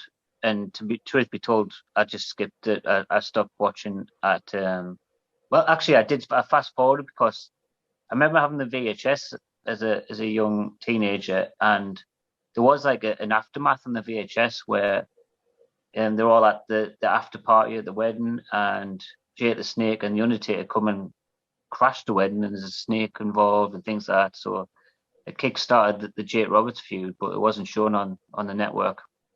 I guess it happened they may have shown on the next week's Superstars or something like that. Yeah, I love that. I was going to mention that as a real plus point because I thought that showed a real thought into the continuation of a storyline and getting Jake involved in it. Brilliant. Yeah, just not on the network apparently. I think it was on a Saturday Night's Main Event or something the week after. Because I remember when they had a match, it flashed back to it. But yeah, I mean, it's very weird that they only got back together at the Mania and they're already married by SummerSlam. Yeah. Very Jeremy Kyle of them. Right, so... It's the kind of thing now that would bomb. It would bomb now, and for me as a kid, it bombed back then. I hated it. Obviously, not everyone did, but I definitely did. No, well, Got some more facts for you before you finish, if you're all right with that, Jamie. go on then, Adam Bomb. You We're carry out on. of time. I believe this is the only SummerSlam that's got a bigger buy rate than Mania in the same year. I might be wrong. That might be outdated now, but I doubt it, to be honest, from the recent ones. Lots of mentions to Ric Flair in this, who was not officially signed at this point. So quite risky doing that. He wasn't signed until end of September, I believe, just before he made his debut. And the pay was actually revealed for this. Someone got hold of it. I think it was left somewhere or something. Hogan, Warrior, and Macho were on the same basic pay of $75,000. Sergeant Slaughter $50,000, and Elizabeth the same. And then you had your upper mid cards of Brett, Bossman, Perfect, who were on about 20. So, Imagine being Bret Hart and Mr. Perfect and getting paid significantly less than Elizabeth. That was disgraceful. You would be livid, wouldn't you? Well, let's go from that retro review to another one, boys. Retro review up next. See you soon. Retro review time now. We're looking at all the retros from Series 2, Part 2. Johnny, let's come across to you. Yeah, I'm not going to really speak on any of last week's results because we usually just release them after we've done the full series. So we are continuing Series 2 today as we did Part 1 last time. I have collated the Legion of Hasbro's scores, so we'll reveal them a good time. So yes, let's get started. And we're going to start with, he actually won the Legends retro review. It's Macho King Randy Savage. Anyone got him? Got the Macho Man, not Macho King. So. It's very, very similar, so you could get him out and have a look. Excuse me? We were. He is in the loft, so he shall not be making an appearance. But we can look at yours. Yours has got the accessories. Yours is... Yep, we'll have a look then. I think this is really good because it does depict the Macho Man from the era with the Macho King on the tights, of course.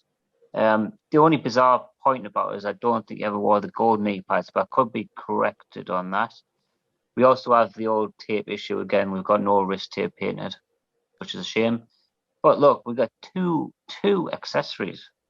That's it's worth an extra 2 points. I would say so.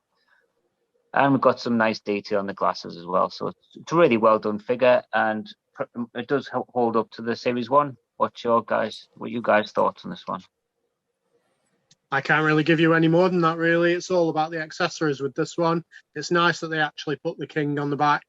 It would have been a real, you would have lost loads of points if they hadn't have done that. But yeah, the crown and the scepter are probably my favourite Hasbro accessories. So they definitely bring that figure up and up and up. It's quite basic other than that. Like you say, they have made a detail with the glasses. Knee pads wise, I was going to ask because I can't recollect him in gold. But again, I don't know 100% there. But yeah, the accessories maketh the figure. Yeah, I think the gold still does look good. So yeah, works. Yeah, it matches. It goes well with the crown and scepter, doesn't it? Let's cut across to the Legion of Hasbro, see who's made comments on this. So thanks to everyone who got involved on the retro review from the Legion of Hasbro Facebook page. Keep them coming. We enjoy reading comments, and also we'll read them out when we get a chance. So Wayne Pete, let's start with him. So he says, great crown and scepter 2. Figure not quite as good as Series 1 Macho. Would have liked removable cape to go with it to complete the look. But that might be me being greedy. I think that is you being greedy, Wayne, truth be told, because, yeah, I think the cape for me would have... I don't think they could have afforded that for a £4 figure, could they? For me, personally, the only thing that was missing... I think it should have had some form of trousers rather than trunks, so pants rather than trunks. I know you're shaking your head, Joe, but for me, that's what it's missing. Because I watched the match with Warrior, which I understand was maybe a bit later than this figure came out, but if you put those white and purple pants that he wore in that match on this figure, whoa, lovely. But for me, the pants, not... I'll tell you why that statement is ridiculous. The event happened after the figure was designed or, approved to be released. So that was never going to happen. It's the same with the arguments that people are making for the Ultimate Warrior to be released in the WrestleMania 6 attire. It's the same thing. It didn't happen. The event didn't happen when the figure was getting designed. This is what he was wearing when the figure was getting designed. He was wearing the trunks, not the tights. You've definitely got an argument next series. Yeah, but it's just what I want. Give me what I want. But yeah, apart from that, figure-wise, lovely. There's the crown's fine, the scepter's fine. Not a massive fan of the sunglasses on the face, which I have taken points off for. I prefer if they're ring ready, if they're going to be in ring ready gear. But that's just me. Okay, let's get your score based on that then, Jamie. So my score based on that is an 8.4. Lovely. Adam? Yeah, quite similar to mine, that one, 8.6. Well, I've went higher than both of you. I thought it was better than the Honky Tonk Man for me, so I've given it a 0.1 extra. It's 9.3. And the Legion Hasbro went so generous, they give it an average of 8.08. So it's still high, but not as high as any of us have done it. There's a lot of sevens in there. One from Patrick Ayres, who said, "Great accessories, but attire should have been better." Which, yeah, basically what I said. But yeah, he's got a 7. We can give it a 7. Speaking of high, next up we have My Genetti. Everyone's this one is like I think it was only last year that I realized this was a dropkick action. I always thought it was maybe something to do with his arms rather than legs, like a axe hammer. But yep, I didn't know that was a dropkick until last year. I think I realized it when you see the Daniel Bryan retro has the same move. Does it? Yeah. I thought it was just a normal jumper, the Daniel Bryan. No, there's not a lever on the back. Right. I might have to look at this. I always did the drop kick with this as a kid, so I just assumed. I didn't know it was any different. No. I always went for the double drop kick with the Rockers. Well, I'll be damned. I've learned something else today. Daniel Bryan is the exact same. I didn't even know that. And we just done a review last year. That's when I clicked, because obviously he used the dropkick in the corner, and then I had this. I think I've always had this in my collection, some way or another. And that's when I clicked that. That was the movement. Blowing my mind. This one's very stiff though, unlike Genetti. But that's enough about Daniel Bryan. We're not talking about him today. No. Right, so let's cut across to the... actually, let's cut across to Adam, because I'm not fully prepared for this shit. I've not clicked on it. Yeah, that's fine. The Rockers aren't the greatest of figures. We're going to have to admit that through it. Jumpers aren't everybody's favourites. The Rockers are high flyers. I can live with this being a jumper. I always used to use it for the drop kick, so I don't know. I never even thought about it. I just did it. They've got a belt. Obviously, it's a clear one with a bit extra. They didn't have to put this little dangly bit on, so it's a bit of detail for it. I like the zebra stripes on the boots. They've put the tassels on the boots as well. Bit of extra that they didn't have to do. I don't think they're as bad as a lot of people make out as figures. It kind of looks like him in a kind of cartoony way, which I can live with. Tassels on the wrists as well, so it's all right. Yeah, I mean, I think it's got a bit of a bad rap. I read some of the comments on Legion Hasbro, and one being that the attire should have been better, but I don't see anything wrong with the attire almost. Like you said, it's got quite a bit of detail in it, and it's got the zebra print, it's got the tassels on the boots and the belt and the tassels on the arms, so I can't complain about that. And even the action I quite like. I know you said like I didn't know this move was a dropkick, but I always use it for a dropkick. And I always, as I said in the Big Boss Man Series 1, I used to always have the Boss Man go against the Rockers, and I used to love playing with them. So I'm not going to go as harsh as the Legion of Hasbro have. One thing I'll say, don't remind me of it now, even though I've seen this figure plentiful times, But my brother told me that on the side of his boots it was grapes. And I just reminded now when you said about the tassels that there's grapes on the side. It's not. It's very clearly not. But just reminded me of it then as a child. I got lied to, my brother. Yes, Bit, grapes. yeah, they're not grapes. Let's go to Legion of Hasbro. Let's go to a long one from David Chow, who's a new commenter. So hello, David. He said, "Do you know in Lord of the Rings when Pippin knocks that skeleton down the well and then the orcs come and try to attack Frodo and the company? Yeah, that's this Hasbro. Ruins my display 10 out of 10 times because he's always drunk and falls forward.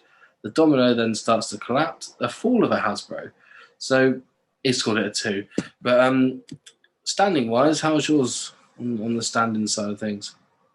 It does lean forward, but it does stand up. It stands up better than, Butch from the Bushwhackers, at least.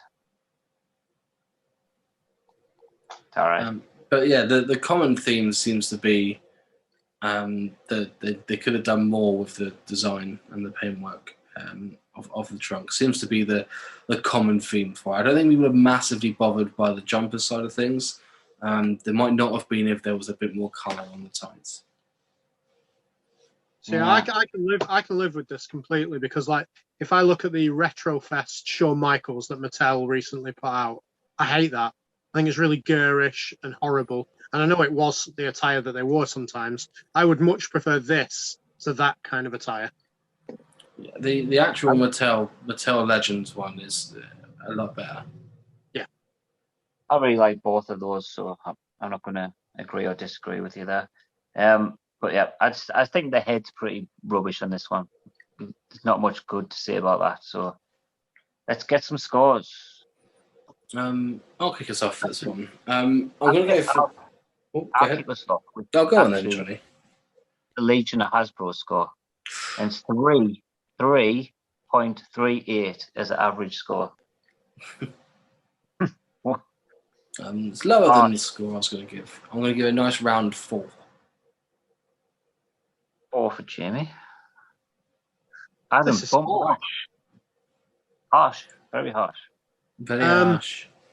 It's not the greatest of figures. It's not the greatest of heads, but there's enough detail in there to make it not a bad figure. 6.5. It's not bad. I don't think it's that bad either. I'm going to go for 6.2. I think the reason that I've given it a 4 is it's just simply that as a kid I didn't like playing with it. As an adult I don't like looking at it, and I think that's what I'm basing this off. I'm basing this off as a kid how much I like to play with them, as an adult how much I like to look at them, and that's just for me. It's just not ticking any boxes. The Legion of Hasbro got you, but actually that as well. This isn't the lowest score that we're going to see. No, well, Daniel Radcliffe he's given it a 0. He said it doesn't stand up. The feet are glued together. Actually, I'll give it 1 due to the face scan looking like my mum in the early 90s. So that's Mrs. Radcliffe. Shout out to you. Your own son has given you 1 out of 10. Yeah, it's a bit harsh when the guys on Legion Hasbro are giving figures a 0 out of 10 because I don't know how you can score anything that exists. A 0. I bet it's in their collection as well. Oh yeah, definitely. Two-faced, that tells you. Let's move on. And we've talked about him earlier, and here he is again. It's Roddy Piper, sorry. Sporting his hot rod white t-shirt with a kilt and red armbands and red knee pads.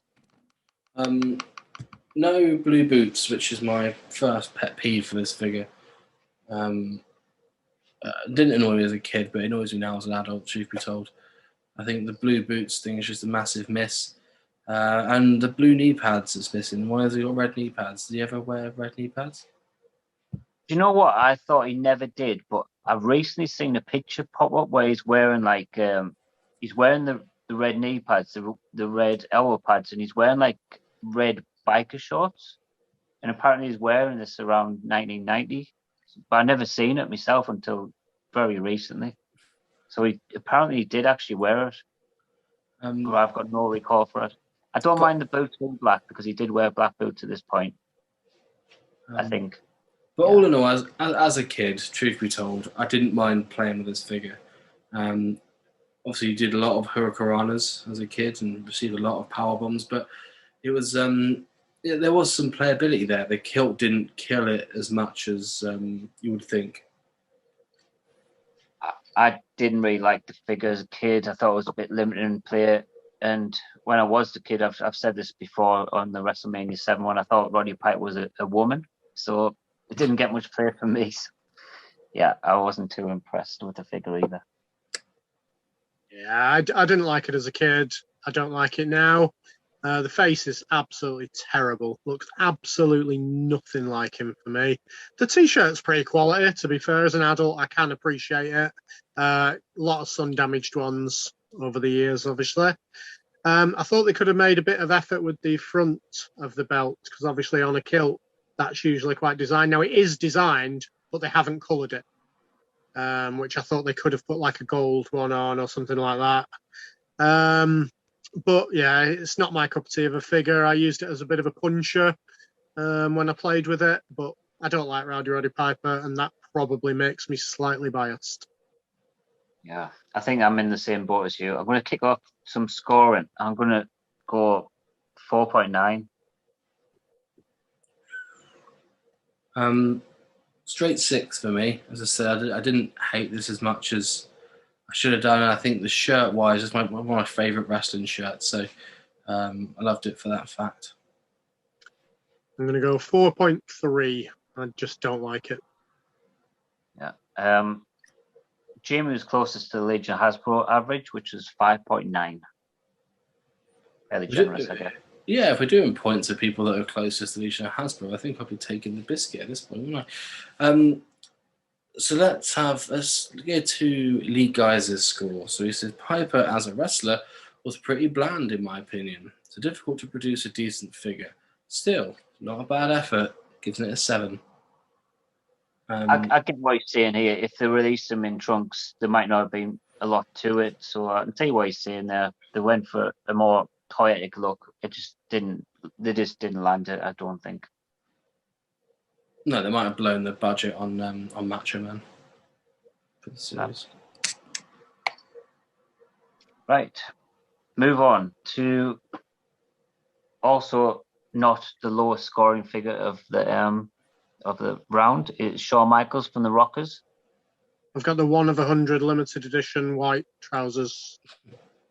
Or somebody customized it and I've got it in a job lot. Oh, a white variant. Wow, very cool. So, this figure is not as good as Marty, I don't think. What do you think, Adam? Yeah, it's definitely not. I mean, Marty's got a better action for me. I don't like the neck thing. I really don't like it. It puts it off for me. You couldn't do the kind of Rockers drop kick as easy with this one. You could do the rocker dropper with the fist, the double fist move that they did, which is pretty good. I do actually think the face is better than Marty, but as a figure, I don't think it works quite as well. I'll disagree in the face. I just think this looks nothing like Shawn Michaels. I don't know. I can't see any saving grace for him, like to look like Shawn Michaels, you know? I can see it. Shawn Michaels. Oh, you're kidding. That's not. This is the person I thought the Mattel Marty Jannetty looked nothing like him. Get them eyes tested again, Adam. I think I need to. Yeah, but best not dwell on this. The Legion of Hasbro, very, very clearly, have scored exactly the same as Marty Jannetty in 3.38. Very bizarre that, considering Marty Jannetty got, I think it was about 21 reviews and Shawn only got 12 or something. So it was a different amount of reviews, but exact same average score. Spooky. It's spooky. Well, let's cut across to Gavin Denny's score. He scored it a 5 and said I would have loved a more colourful Rockers outfit than the one that we got. Not sure that captures the sexy boys look either.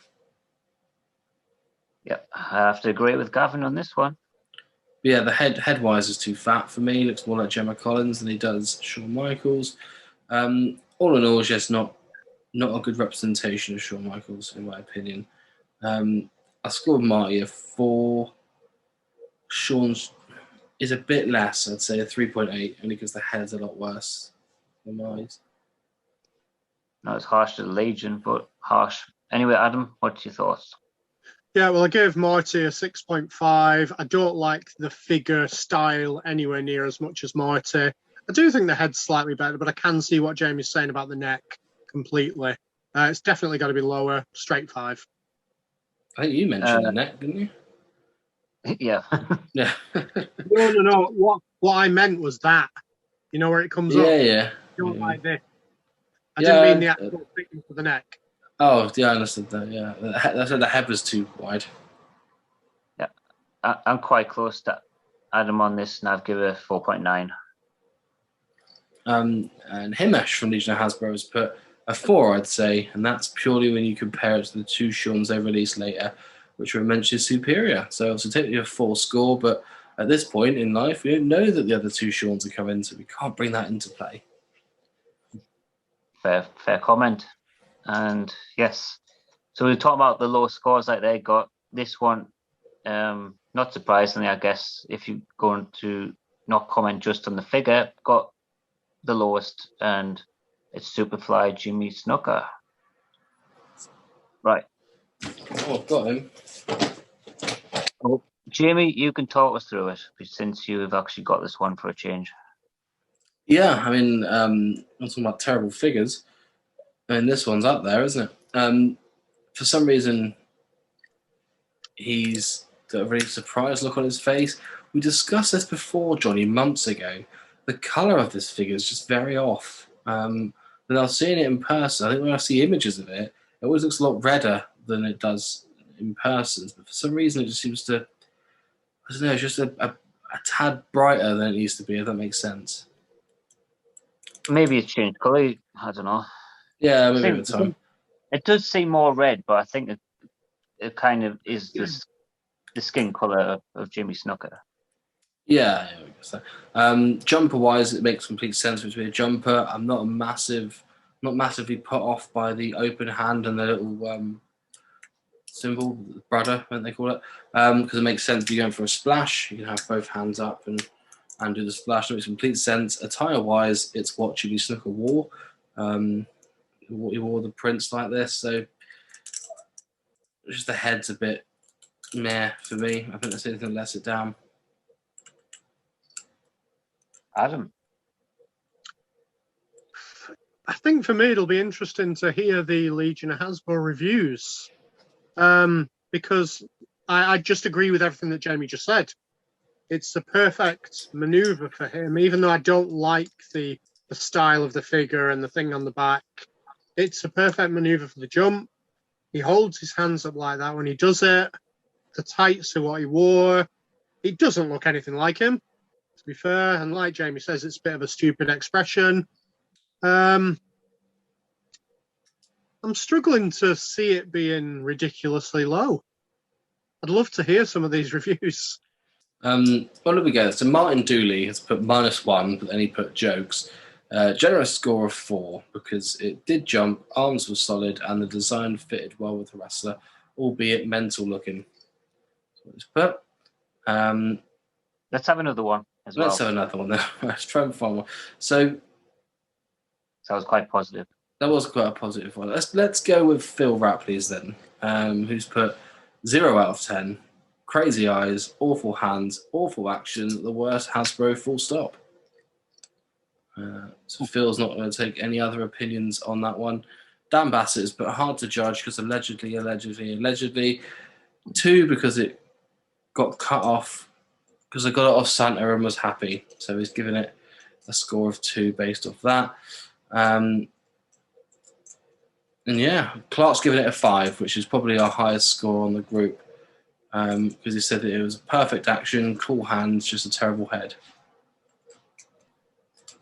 Right. Any comments on those before I go into my review? Right. Can I shock you? If you want. I like this figure. Despite what we've just said. I don't see the problems that everyone else does. And, you know, we talk about how the attire is pretty much spot on for a snooker. It's got those trunks, unlike the Legend series that we talked about before, which I hated because it was in the tights. You know, it's exactly what he wore. It has got his signature, like, hand maneuver there. You can do the Superfly splash. The head is not as bad as people make out. He did have a look of him where he did the crazy eyes, and it's completely fine. I don't see the problems that everyone else does. I like the figure. I think it's a good figure. Mic drop. I wouldn't go as far as a good figure, but yeah, I'm in agreement that I can't see the problem. If you say everything, the only thing I can mark this figure down is that I personally don't like the style of figure, and I don't like the face. The face looks like it could be any generic American Indian type of face. I think it looks like him. I really do. I really think it looks like him. I know, like, I'm definitely in the minority here, so I'm not going to, like, argue my point too much, but yeah, I like it. You're wrong, but yeah, it's face-wise is the worst thing about the figure. Everything else makes complete sense for the figure, apart from the face. The face is not good whatsoever. Jimmy Snooker's obviously got a past, and is not generally liked very much anyway by people of our age now. I don't think. I wasn't a fan or anything like that, and that could be something that's brought him down. That might be the case for everyone else, but we don't do that here. We don't take into consideration the person. We're looking at the figure only. So I am scoring this 7.2. Very high. It's definitely high compared to what the Legion of Hasbro give, and they give a 3.1 average score. I think I'm in the middle of the two, truth be told, because it's not as low as a 3.1. It's not as high as a 7, I don't think. It's just the head is so bad on it. And I tell you what, it's the complete opposite effect of Dusty, because I think we said before, because Dusty was so hard to get, people thought, oh, it must be a good figure. Because this is so readily available, people just have no love for it, because you can get it. It's essentially the Cat Slater of the figure world. It's just so easy to get. So for me, it's a 5.5 for me. You've been watching classic EastEnders today on UK Gold. You ain't my mother. For me, it loses points for the head, the type of figure it is, and the playability aspects. And I'm going the same as Jamie, 5.5. But you could have been different a little bit. No, I already had it in my head before he said it. So, of course, all right, let's move on. It is the second coming of the $1 Million Man, Ted DiBiase. This time he's in a green suit. And we got another $1 Million belt with a couple more notches to make it go around his bigger waist or bigger top half. What do you guys think of this one? How does it compare to the other one? Much prefer Series 1. Only because, like, the action for this action doesn't do it for me. You can't really wrestle fully with this action. There's not like a move there that you can incorporate into the move. The curb stomp hadn't been invented by the time you use these, so there's just nothing really for me there. If you have a Series 1, I don't need this one. I had this one as a kid. I didn't have the Series 1, so, you know, not everyone was getting all the Series 1s and might pick up this one later, etc., so I can't really use that as an argument. I think I do prefer this one because the first one seemed very small, and, you know, it's still in the suit, which I think puts off playability already, but the arms are in a decent position to do a couple of moves with, so it's not too bad in that sense. I think the colours are better. I think the actual pop of the colour is definitely better. I don't like the big, thick chest and waist and then the tiny, spindly legs. I don't like the look of that at all. It doesn't work for me. I know what you're saying about the first one being too thin, maybe, but I think as a full figure, it worked better than this one. It's not very, very playable. You can do bits and bats. The belt kind of hides the Yeah, it does for display, definitely. Awesome. Decent colours and stuff. Anyway, sorry, I got distracted by something outside. Let's get some scores on Was this. it $1 Million Man? Well, let's cut across to Robert Mitchell, who said, "New body doesn't go as well as the Series 1 fig. Not a great action, not a bad likeness though. Cool belt again. He's giving it a 6. $6 million Man. Yeah, well, 6 seems to be the score for Legion Hasbro because they did score exactly 6 average, so that's where it is. And I'm saying it's not as good as that. I'm going to go 5.9. Yeah, oh, go ahead, sorry. I'm just going to agree with everyone because it was the number that was in my head. It's a 6. Stop saying full numbers. I'm going to go with a decimal point number just for you. A 5.6 for me. All right. Lovely. Let's move on to the last one then. It is the Ultimate Warrior, second incarnation of that. Go on, Adam. Let us know your thoughts. For me, definitely better than the first one. I think skin colour is definitely better. Obviously, the action has to be better with the Gorilla Press Slam that he used to do. I really liked the white on this because I think it really showed off all the other colours very well. Obviously, this figure has Punos quite a lot, which is what brings it down. Every time I went to a car boot, it annoyed me. Crazy look on the face, decent face paint, decent hair. It's a good figure. It is. I think if you get this in good condition, you don't have any of the paint wear. It is excellent. I don't know if we're going to critique the fact that it was designed poorly, and so it did. The paint did come off, but I don't know whether you're going to take that. If you're basing it on playability. I don't think I do have to.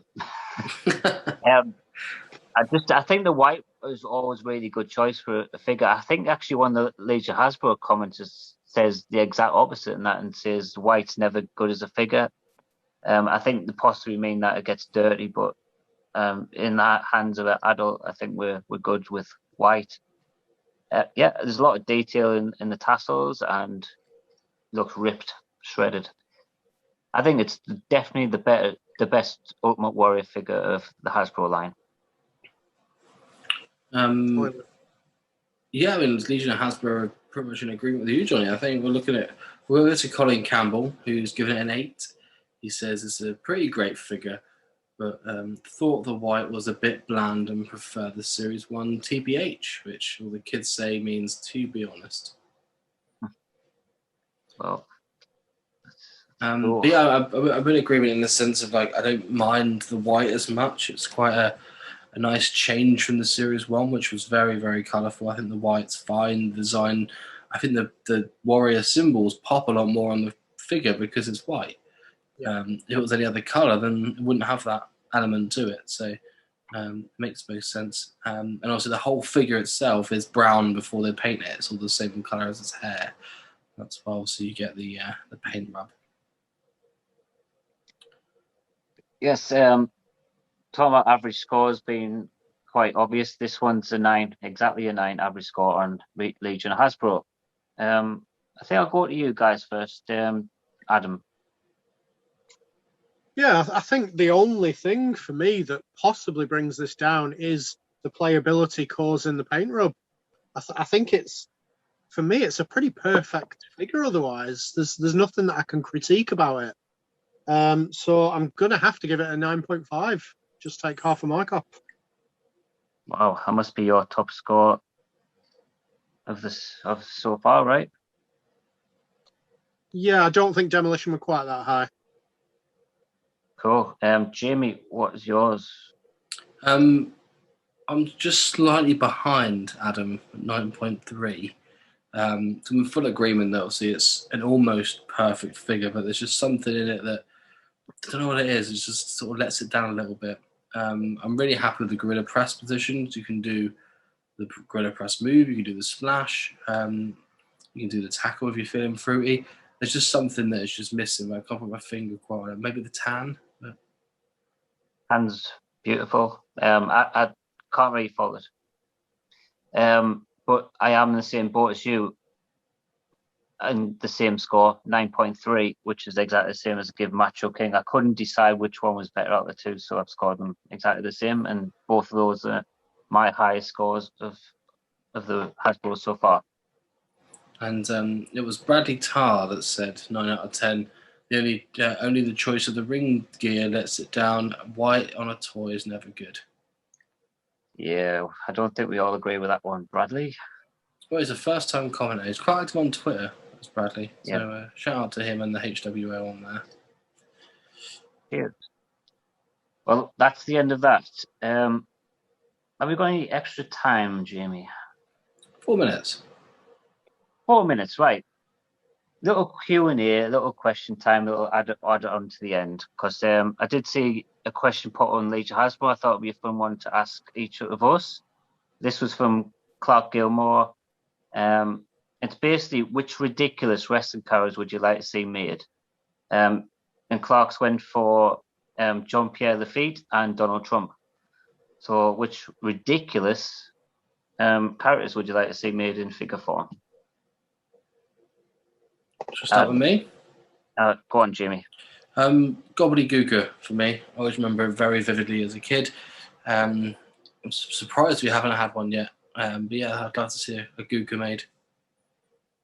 That's a good one. Never really thought of that. Adam? I'm trying to think of WCW, but nothing's coming to me. So I'll go with Mantor because I think the accessory would be brilliant. Not even the Yeti? I suppose if they're going to do the Goon and stuff, you wouldn't think someone like Mantor is too far behind that as well. So if they're going for this new gen, pushing the limits of that, you could see that happening. For me, actually, Adam would like this. I would like to go with Buddy Rose, because he doesn't really get much love, but he was quite a well-known superstar in the 80s, and I'd love to also get him in WrestleMania 1 as Executioner. So you've kind of got that first match of WrestleMania covered. If we get another title, maybe as well. So that would be mine. Buddy Rose. Oh, yeah, so we can get some Buddy love for the next few episodes would be good. Yes, that's what we'll do. That was a Night Professor reference, in case you guys were wondering what Buddy love was. Obviously. It was, yeah, Adam's shrugging his shoulders. You don't have any mid-90s Eddie Murphy knowledge? No. Oh. Dave Chappelle was the comedian on the stage. Interesting enough. Miss Perder. Well, let's wrap it up, boys. So we're looking ahead at Series 3 in the next episode on Retro Reviews. So keep an eye on the Legion of Hasbro page where we're posting the figures on there. For you to post your little scores and your comments, and we'll try and read out as many as humanly possible. Lovely. Adam, thanks for your time. Thank you very much. I've enjoyed this one. Good stuff, and I hope you should enjoy all of them. You're in it. Johnny. Yeah, I know what you mean. Sometimes it's like, got to do that podcast again. But yeah, I've really enjoyed this one as well. Kind of look forward. I wasn't dreading it. I know I was prepared, so happy times. There you go. He wasn't dreading it. That's a raving review from someone who's physically on it. Brilliant. Well, I hope you don't dread the next one, boys, as much as I do editing. So we'll see you next time.